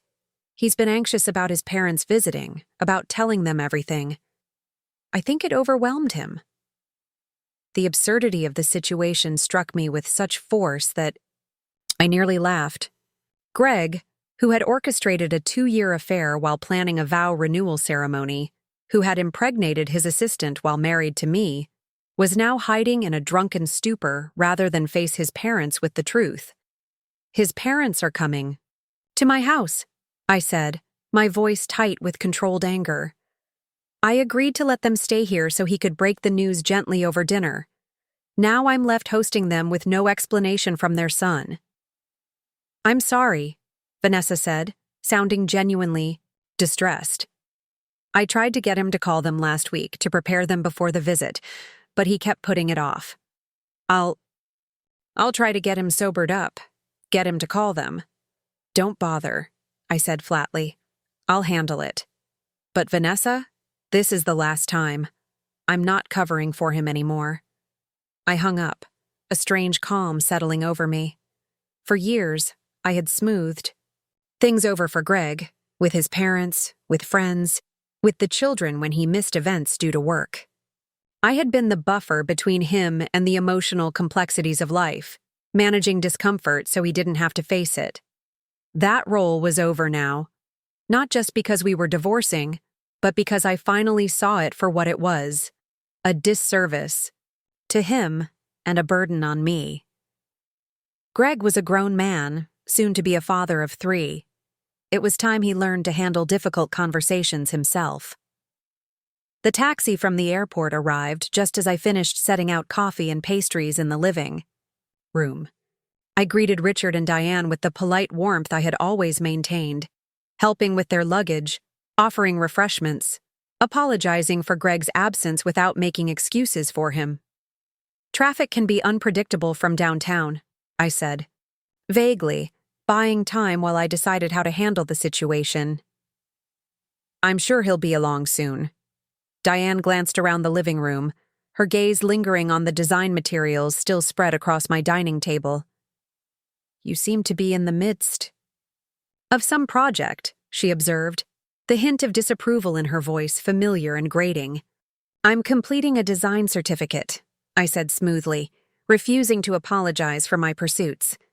I've been offered a position at Lakeside Interiors, contingent on updating my credentials. Richard's eyebrows rose slightly. Are you planning to work full-time? What about the children? The question, with its implied criticism, might have flustered me in the past. Now I simply smiled. The position is part-time, with flexible hours that work well with the children's schedule. They're quite excited about it, actually. Before either Westbrook could respond, my phone rang, Greg's number at last. Excuse me, I said, stepping into the kitchen to take the call. Are they there? Greg asked without greeting, his voice tight. Yes, they arrived about 15 minutes ago. I understand from Vanessa that you're indisposed. He exhaled heavily. I'm sorry, Ellie. I know I promised to handle this. I couldn't face them. Well, they're in my living room now, expecting explanations. What would you like me to tell them? A long silence. Would you mind just saying I had a work emergency? I'll come by tomorrow, I promise. I'll tell them everything then. I closed my eyes, torn between anger at his continued evasion and a strange sympathy for his obvious distress. Greg had spent his life trying to meet his parents' expectations, to be the successful son they demanded. I understood, better than most, the weight of their judgment. Fine, I said finally. One more night. But tomorrow, Greg. No more delays. Returning to the living room, I found Richard and Diane in quiet conversation, their heads bent together in that conspiratorial way that had always made me feel like an outsider in their presence. That was Greg, I announced. He's been held up with a client emergency and sends his apologies. He'll join us for breakfast tomorrow. Diane frowned slightly. He could have called us directly. We've been quite worried. Yes, he should have, I agreed, no longer interested in making excuses for him. Now, can I show you to your room? You must be tired after your flight. As I helped them settle into the guest room, answering their polite questions about the children and deflecting inquiries about Greg, I felt a curious detachment from the anxiety that had always accompanied their visits. Their opinion of me, of my home, of my parenting, it simply didn't matter anymore. I didn't need their approval or understanding. They were simply people connected to my children, deserving basic courtesy, but no longer holding any power over my sense of self-worth. When the children returned from their after-school activities, their surprise at finding their grandparents was genuine, but not entirely enthusiastic. The Westbrooks had never been warm grandparents, more likely to ask about grades and extracurricular achievements than to engage in play or genuine conversation. Grandma, Grandpa, Ben offered dutifully, accepting their stiff hugs. "Did you bring us anything?" "Benjamin," I admonished gently, though the materialistic nature of their relationship had been established by the Westbrooks themselves, who rarely visited without expensive gifts. "As a matter of fact, we did," Richard said, producing 2 small gift bags from his luggage. "A watch for you, Ben, a proper timepiece for a young man, and for Lily, a tennis bracelet. Your mother can keep it safe until you're older." The gifts were typically Westbrook, expensive, adult-oriented items that reflected what they thought the children should want rather than what might bring them joy. Ben examined his watch with polite interest, while Lily thanked them graciously for the bracelet, her eyes meeting mine in shared understanding of the gesture's hollowness. Dinner was a stilted affair, the children answering their grandparents' questions about school and activities with increasing brevity as the meal progressed.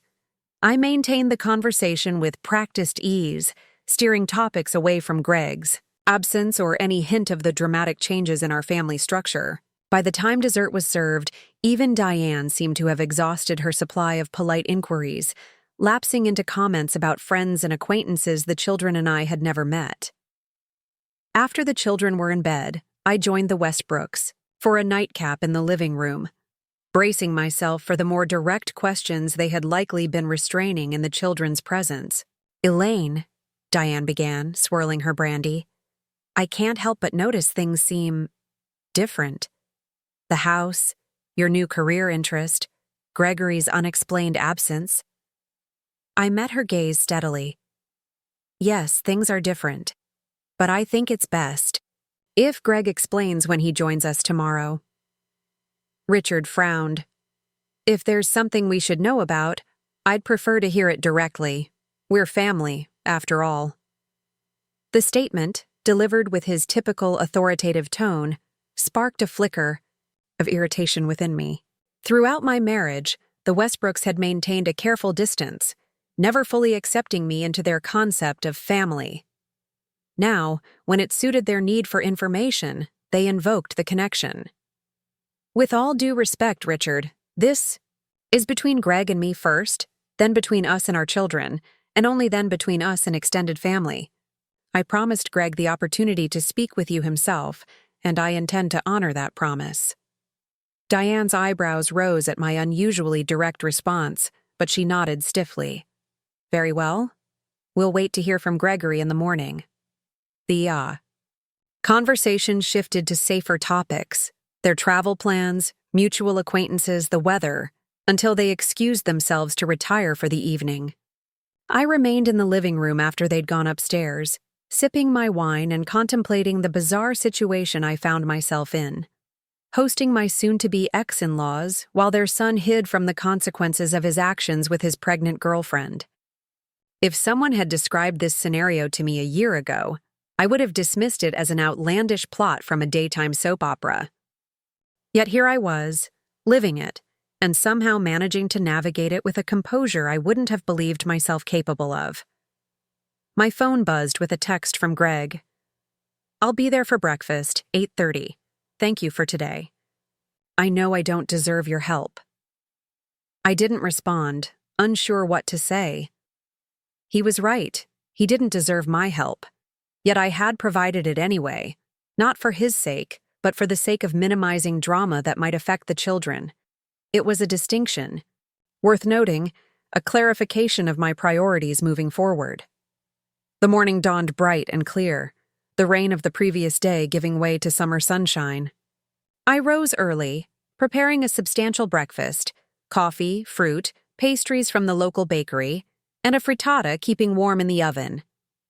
The Westbrooks were early risers, and I wanted the house to feel welcoming, the scene set for whatever uncomfortable revelations the day would bring. Diane appeared first, impeccably dressed in linen slacks and a silk blouse even at this early hour.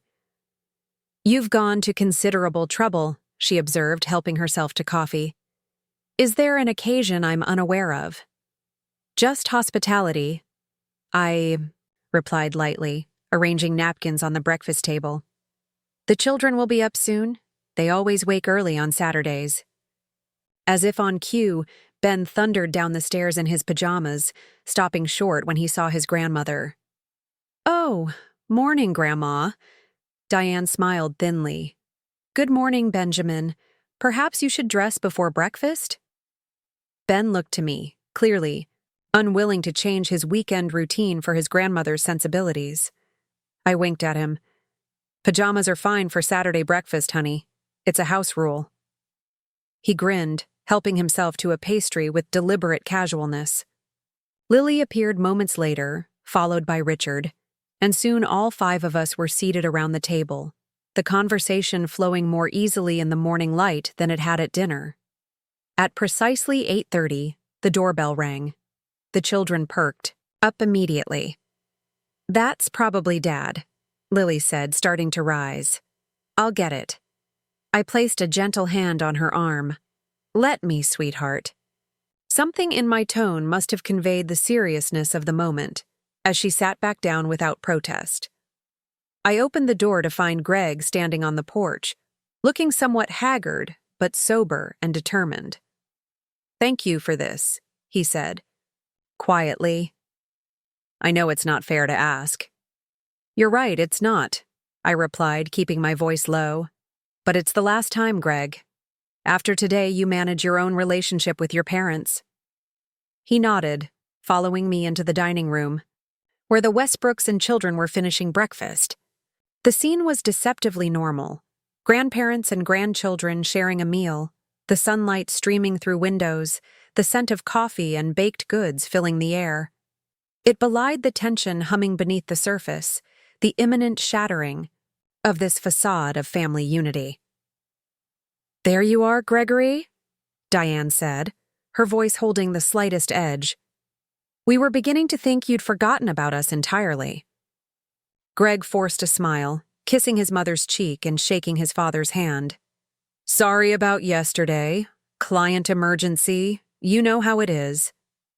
Richard nodded, though his expression remained skeptical. "Indeed, though most emergencies still allow for a phone call to one's parents." The subtle rebuke hung in the air, a preview of the stronger disapproval yet to come. Greg glanced at me, then at the children, clearly uncertain how to proceed. I stepped in, addressing Lily and Ben. "How about you two go get dressed? Maybe you could show Grandma and Grandpa that new park later?" Lily, perceptive as always, looked between the adults with narrowed eyes. "Is something going on?" "Your father needs to speak with your grandparents," I said honestly. "Adult stuff. We'll fill you in after, promise." With reluctance, they left the table, their footsteps on the stairs echoing in the suddenly quiet house. As soon as they were out of earshot, Diane turned to Greg, her posture stiffening. "All right, Gregory, what exactly is happening here?" Elaine has been uncharacteristically evasive, the children seem on edge, and you were conspicuously absent yesterday. I think we deserve an explanation." Greg took a deep breath, squaring his shoulders. "Mom, Dad, I have something difficult to tell you. Elaine and I are getting divorced." The silence that followed was absolute, broken only by the distant sound of the children moving around upstairs. Richard's face remained impassive, but Diane's eyes widened, darting between Greg and me as if seeking confirmation that this was some kind of misunderstanding. "Divorced?" she repeated finally. "But that's absurd. You were renewing your vows just last month. We received the invitation." Greg winced, avoiding my gaze. The vow renewal didn't happen. It was canceled. Canceled? Richard's voice held a dangerous calm. "Why exactly?" Here it was, the moment of truth. I watched Greg struggle, his discomfort almost palpable as he searched for words that wouldn't come. "Because Greg has been having an affair with his assistant for 2 years, I said quietly, stepping in despite my resolution to let him handle this. She's pregnant. They're living together now. The blunt statement landed like a physical blow. Diane gasped, her hand flying to her throat in a gesture so theatrically shocked it would have been comical under different circumstances.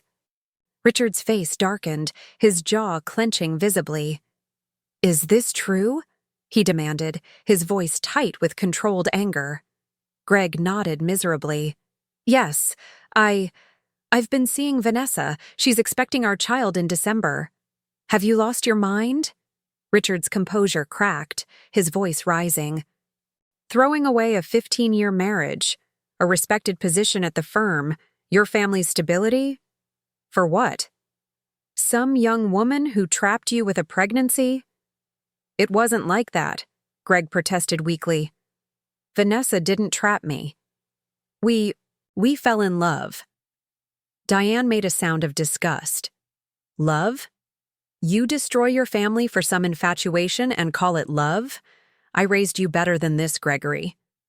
The conversation deteriorated from there, accusations and recriminations flowing freely. I sat in silence, oddly detached from the emotional maelstrom swirling around me. This wasn't my drama anymore. These weren't my demons to exercise or justifications to make. After nearly 20 minutes of increasingly heated exchange, I stood up. "I think this conversation needs to continue elsewhere," I said firmly. "The children are upstairs and can probably hear raised voices. I suggest you move to Greg's apartment, where you can discuss this privately." Richard looked startled, as if he'd forgotten my presence entirely. "Yes, of course. This is hardly appropriate conversation for a family breakfast table." The irony of his statement, implying we were still a proper family adhering to social niceties despite the very conversation proving otherwise, was almost too much. But I merely nodded, beginning to clear the breakfast dishes as if this were any normal Saturday. Greg rose, his face drawn. "I'll get my car. We can go to my place and talk further." As the Westbrooks gathered their belongings, preparing to depart with their son, Diane approached me in the kitchen where I was loading the dishwasher. "Elaine," she began, her voice uncharacteristically hesitant, "I want you to know we don't condone Gregory's behavior. This is not how we raised him to conduct himself." I straightened, meeting her gaze directly. "Thank you, Diane, but this isn't about how you raised him. It's about the choices he made as an adult and the consequences of those choices for all of us, especially the children." She nodded stiffly. "Of course, the children. Will you allow us to continue seeing them?" The question surprised me with its vulnerability, its acknowledgement that access to Lily and Ben was now something I controlled, not something they could take for granted. "They're your grandchildren," I said simply. "That hasn't changed. As long as you respect our new family structure and don't disparage Greg or Vanessa in front of them, regardless of your personal feelings, you'll always be welcome in their lives." Relief crossed her face. "Thank you. That's very generous under the circumstances." As they left with Greg, the house fell quiet once more. The children remained upstairs, likely sensing the tension and giving the adults space to resolve it. I finished cleaning the kitchen, my mind strangely calm despite the emotional scene that had just unfolded. Another milestone passed, another difficult conversation navigated, another piece of the old life dismantled to make way for the new. The Westbrooks' visit, awkward and painful as it had been, represented one more severed tie to my life as Mrs. Gregory Westbrook. One more step toward whatever awaited me on the other side of this transition. And for the first time, I found myself looking forward to that unknown future with more curiosity than fear. 3 months later, on a crisp autumn morning, I stood in the courtroom as the judge finalized our divorce.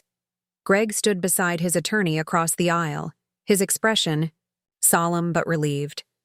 The proceedings were brief, anticlimactic after the months of emotional turbulence. Just a few signatures, a few formal questions, and 15 years of marriage were legally dissolved.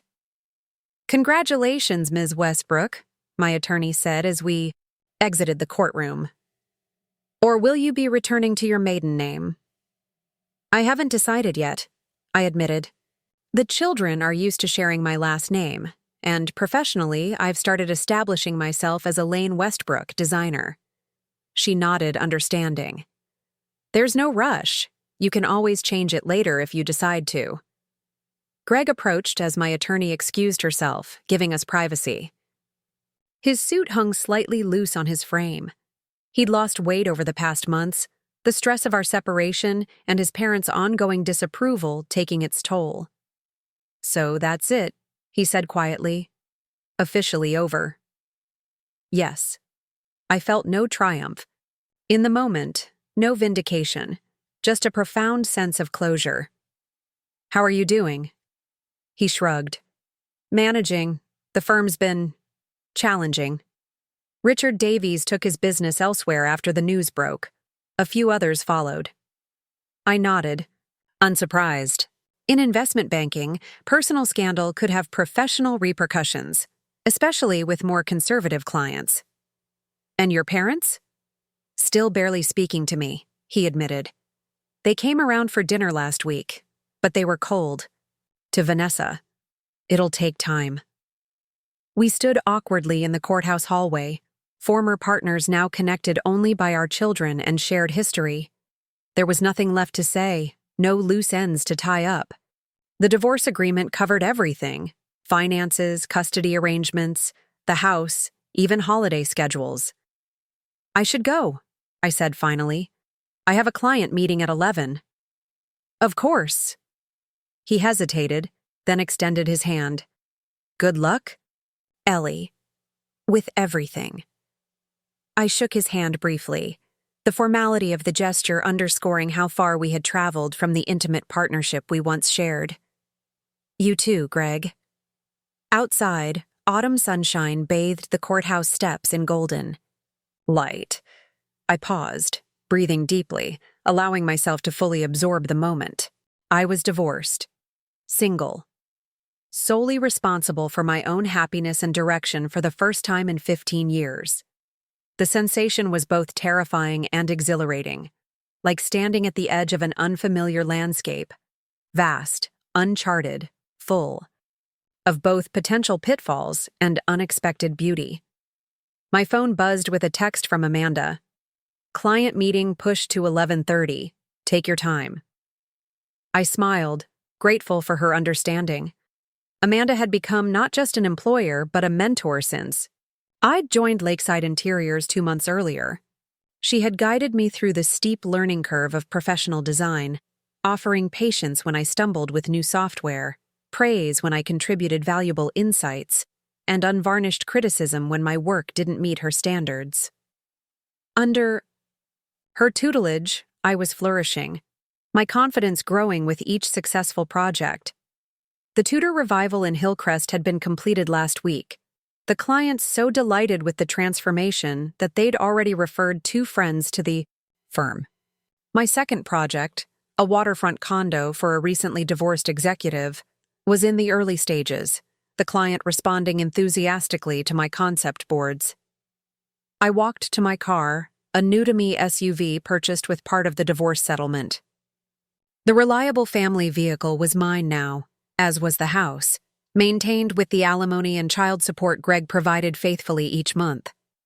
Financial security had been one of my primary concerns when planning the divorce, and Greg, whether from guilt or genuine concern for the children's stability, had agreed to generous terms.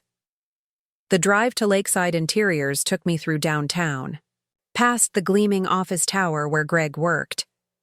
I no longer felt a pang seeing it, no longer defined myself in relation to his world or success. My identity was my own now, professional, personal, complete in itself, rather than as half of a couple. At the office, I found Amanda reviewing fabric samples for an upcoming project. How did it go? She asked, looking up as I entered. Quick and painless, I replied, setting down my bag. 15 years of marriage dissolved in under 15 minutes. She nodded, understanding in her eyes. Amanda had been divorced herself. Years ago, one of the many fragments of her life story she'd shared as our working relationship deepened into friendship. And how do you feel? I considered the question, settling into the chair across from her desk. Lighter, I said finally. Like I've set down a weight I'd been carrying so long I'd forgotten it was there. That's a good sign, she approved. Now, are you up for this client meeting? We can reschedule if you need time. I'm ready, I assured her, grateful for her concern, but eager to move forward with the day, with my new normal. Who are we meeting? Again? James Harrison. Purchased a mid-century modern in Pine Hills that needs complete renovation. Recently relocated from Chicago for a position at Memorial Hospital. Trauma surgeon, divorced, 2 teenage children who visit on holidays. And summers. I nodded, mentally cataloging the information that would inform our design approach. A busy professional who needed a sanctuary. A parent who required spaces for visiting children. Someone starting fresh in a new city, a new home, a new chapter. Not unlike myself. The meeting went exceptionally well. Dr. Harrison was articulate about his needs and preferences, responsive to our suggestions, and clearly impressed with the portfolio of work I presented. When he specifically requested me as the lead designer for his project, pride surged through me. Not the reflected pride of being Mrs. Gregory Westbrook, but the earned satisfaction of professional recognition. After the client departed, Amanda squeezed my shoulder. He liked you. This could be a significant project. The budget he outlined gives us considerable creative freedom. I have so many ideas already, I admitted, my mind racing with possibilities for transforming the dated mid-century home into a contemporary space that honored its architectural roots while meeting the needs of its new owner.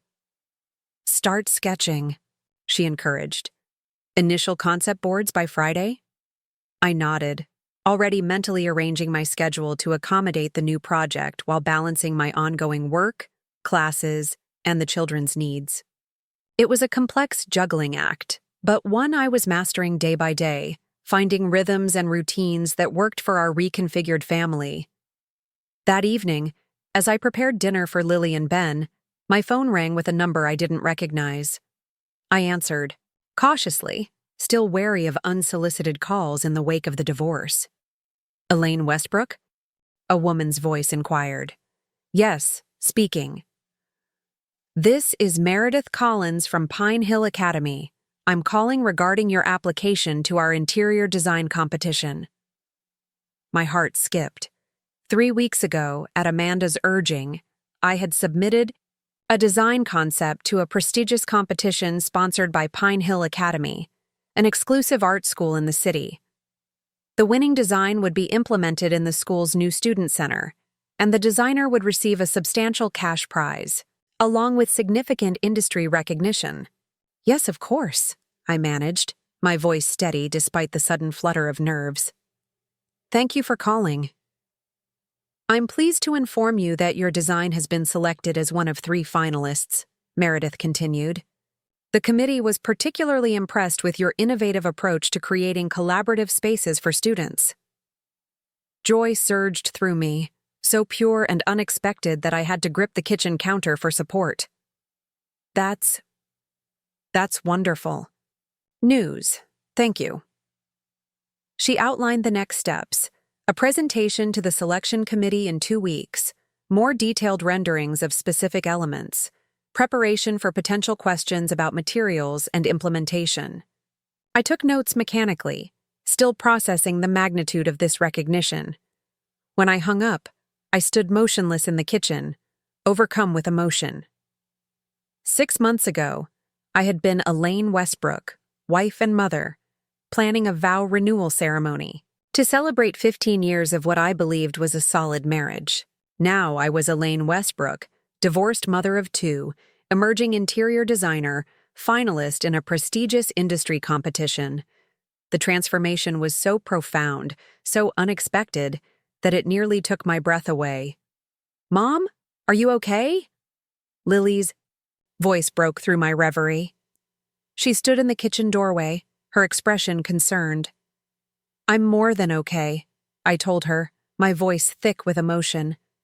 I just found out I'm a finalist in that design competition I told you about. The one for Pine Hill Academy." Her face lit up with genuine pride. "That's amazing. I knew you'd make it. Your design was so cool with those hanging study pods and the interactive walls." Her enthusiasm, her complete confidence in my abilities, touched me deeply. Throughout the turmoil of the past months, Lily had been my most steadfast supporter, adapting to our new reality with resilience and grace. At 13, she was developing her own creative interests, recently joining the school's art club and showing remarkable talent in painting. "Thank you, sweetheart," I said, pulling her into a hug. "That means a lot to me." The moment was interrupted by the sound of the front door opening, Ben returning from soccer practice with our neighbor and his carpool buddy. He burst into the kitchen, full of energy and news about his team's upcoming tournament. As I listened to him chatter while setting the table for dinner, I was struck by how seamlessly we had adapted to our new normal. The children moved between their father's apartment and our home with minimal disruption, maintaining their school activities, friendships, and overall stability, despite the significant changes in their family structure. There had been difficult moments, of course. Ben had gone through a phase of acting out at school shortly after the divorce was filed. Lily had experienced tension with friends whose parents had taken sides in the community gossip that inevitably followed our public split. But with therapy, open communication, and consistent co-parenting from Greg and me, they were thriving, once again. After dinner and homework, with the children settled in their rooms for the evening, I poured myself a glass of wine and stepped out onto the back porch. The autumn air was crisp, carrying the scent of wood smoke and fallen leaves. I wrapped a cardigan around my shoulders and sank into one of the Adirondack chairs, gazing up at the star-scattered sky. 6 months ago, I had stood in my kitchen, phone in hand, listening to my husband and his assistant discuss their unborn child. In that devastating moment, I had felt as if my entire world was collapsing, as if everything I had built and believed in was crumbling beneath my feet.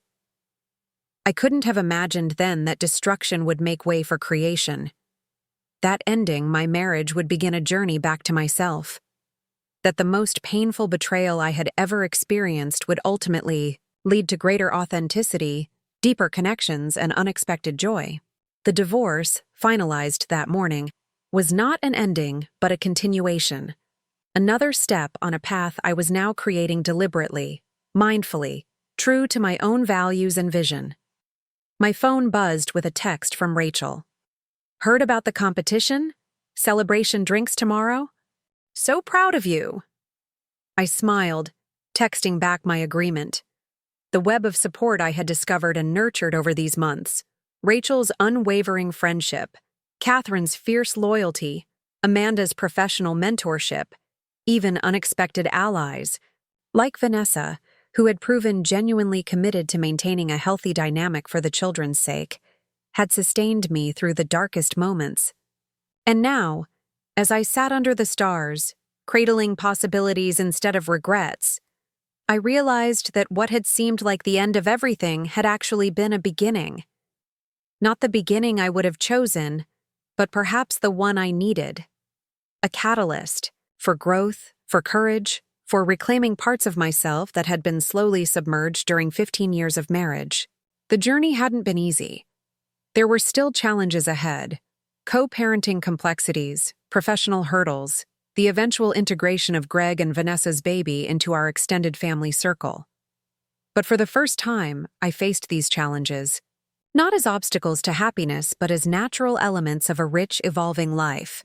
As I finished my wine and prepared to go inside, my phone buzzed once more. A text from an unfamiliar number. "Congratulations on making finals. Your design concept was brilliant. Perhaps we could discuss it over coffee sometime?" James Harrison, the mid-century modern client. I stared at the message, detecting the subtle shift from professional inquiry to personal invitation. 6 months ago, I might have ignored it, too wounded from betrayal to consider opening myself to new possibilities. 3 months ago, I might have panicked, unready to navigate romantic interest as a newly single woman. But tonight, on this day of endings and beginnings, I found myself smiling as I typed a simple response. I'd like that. Next week after the presentation boards are complete? His reply came quickly. Perfect. Looking forward to it. I slipped my phone into my pocket and went inside, locking the door behind me, securing my home, the sanctuary I had created for myself and my children. Tomorrow would bring new challenges, new opportunities, new moments of both struggle and joy. But tonight, I was at peace with where I stood and curious about what lay ahead. From the ashes of a marriage that ended in betrayal, something new was emerging, not despite the pain, but because of it. Because sometimes it takes the complete collapse of the life you thought you wanted to reveal the life that's been waiting for you all along. Up next, you've got 2 more standout stories right on your screen. If this one hit the mark, you won't want to pass these up. Just click and check them out.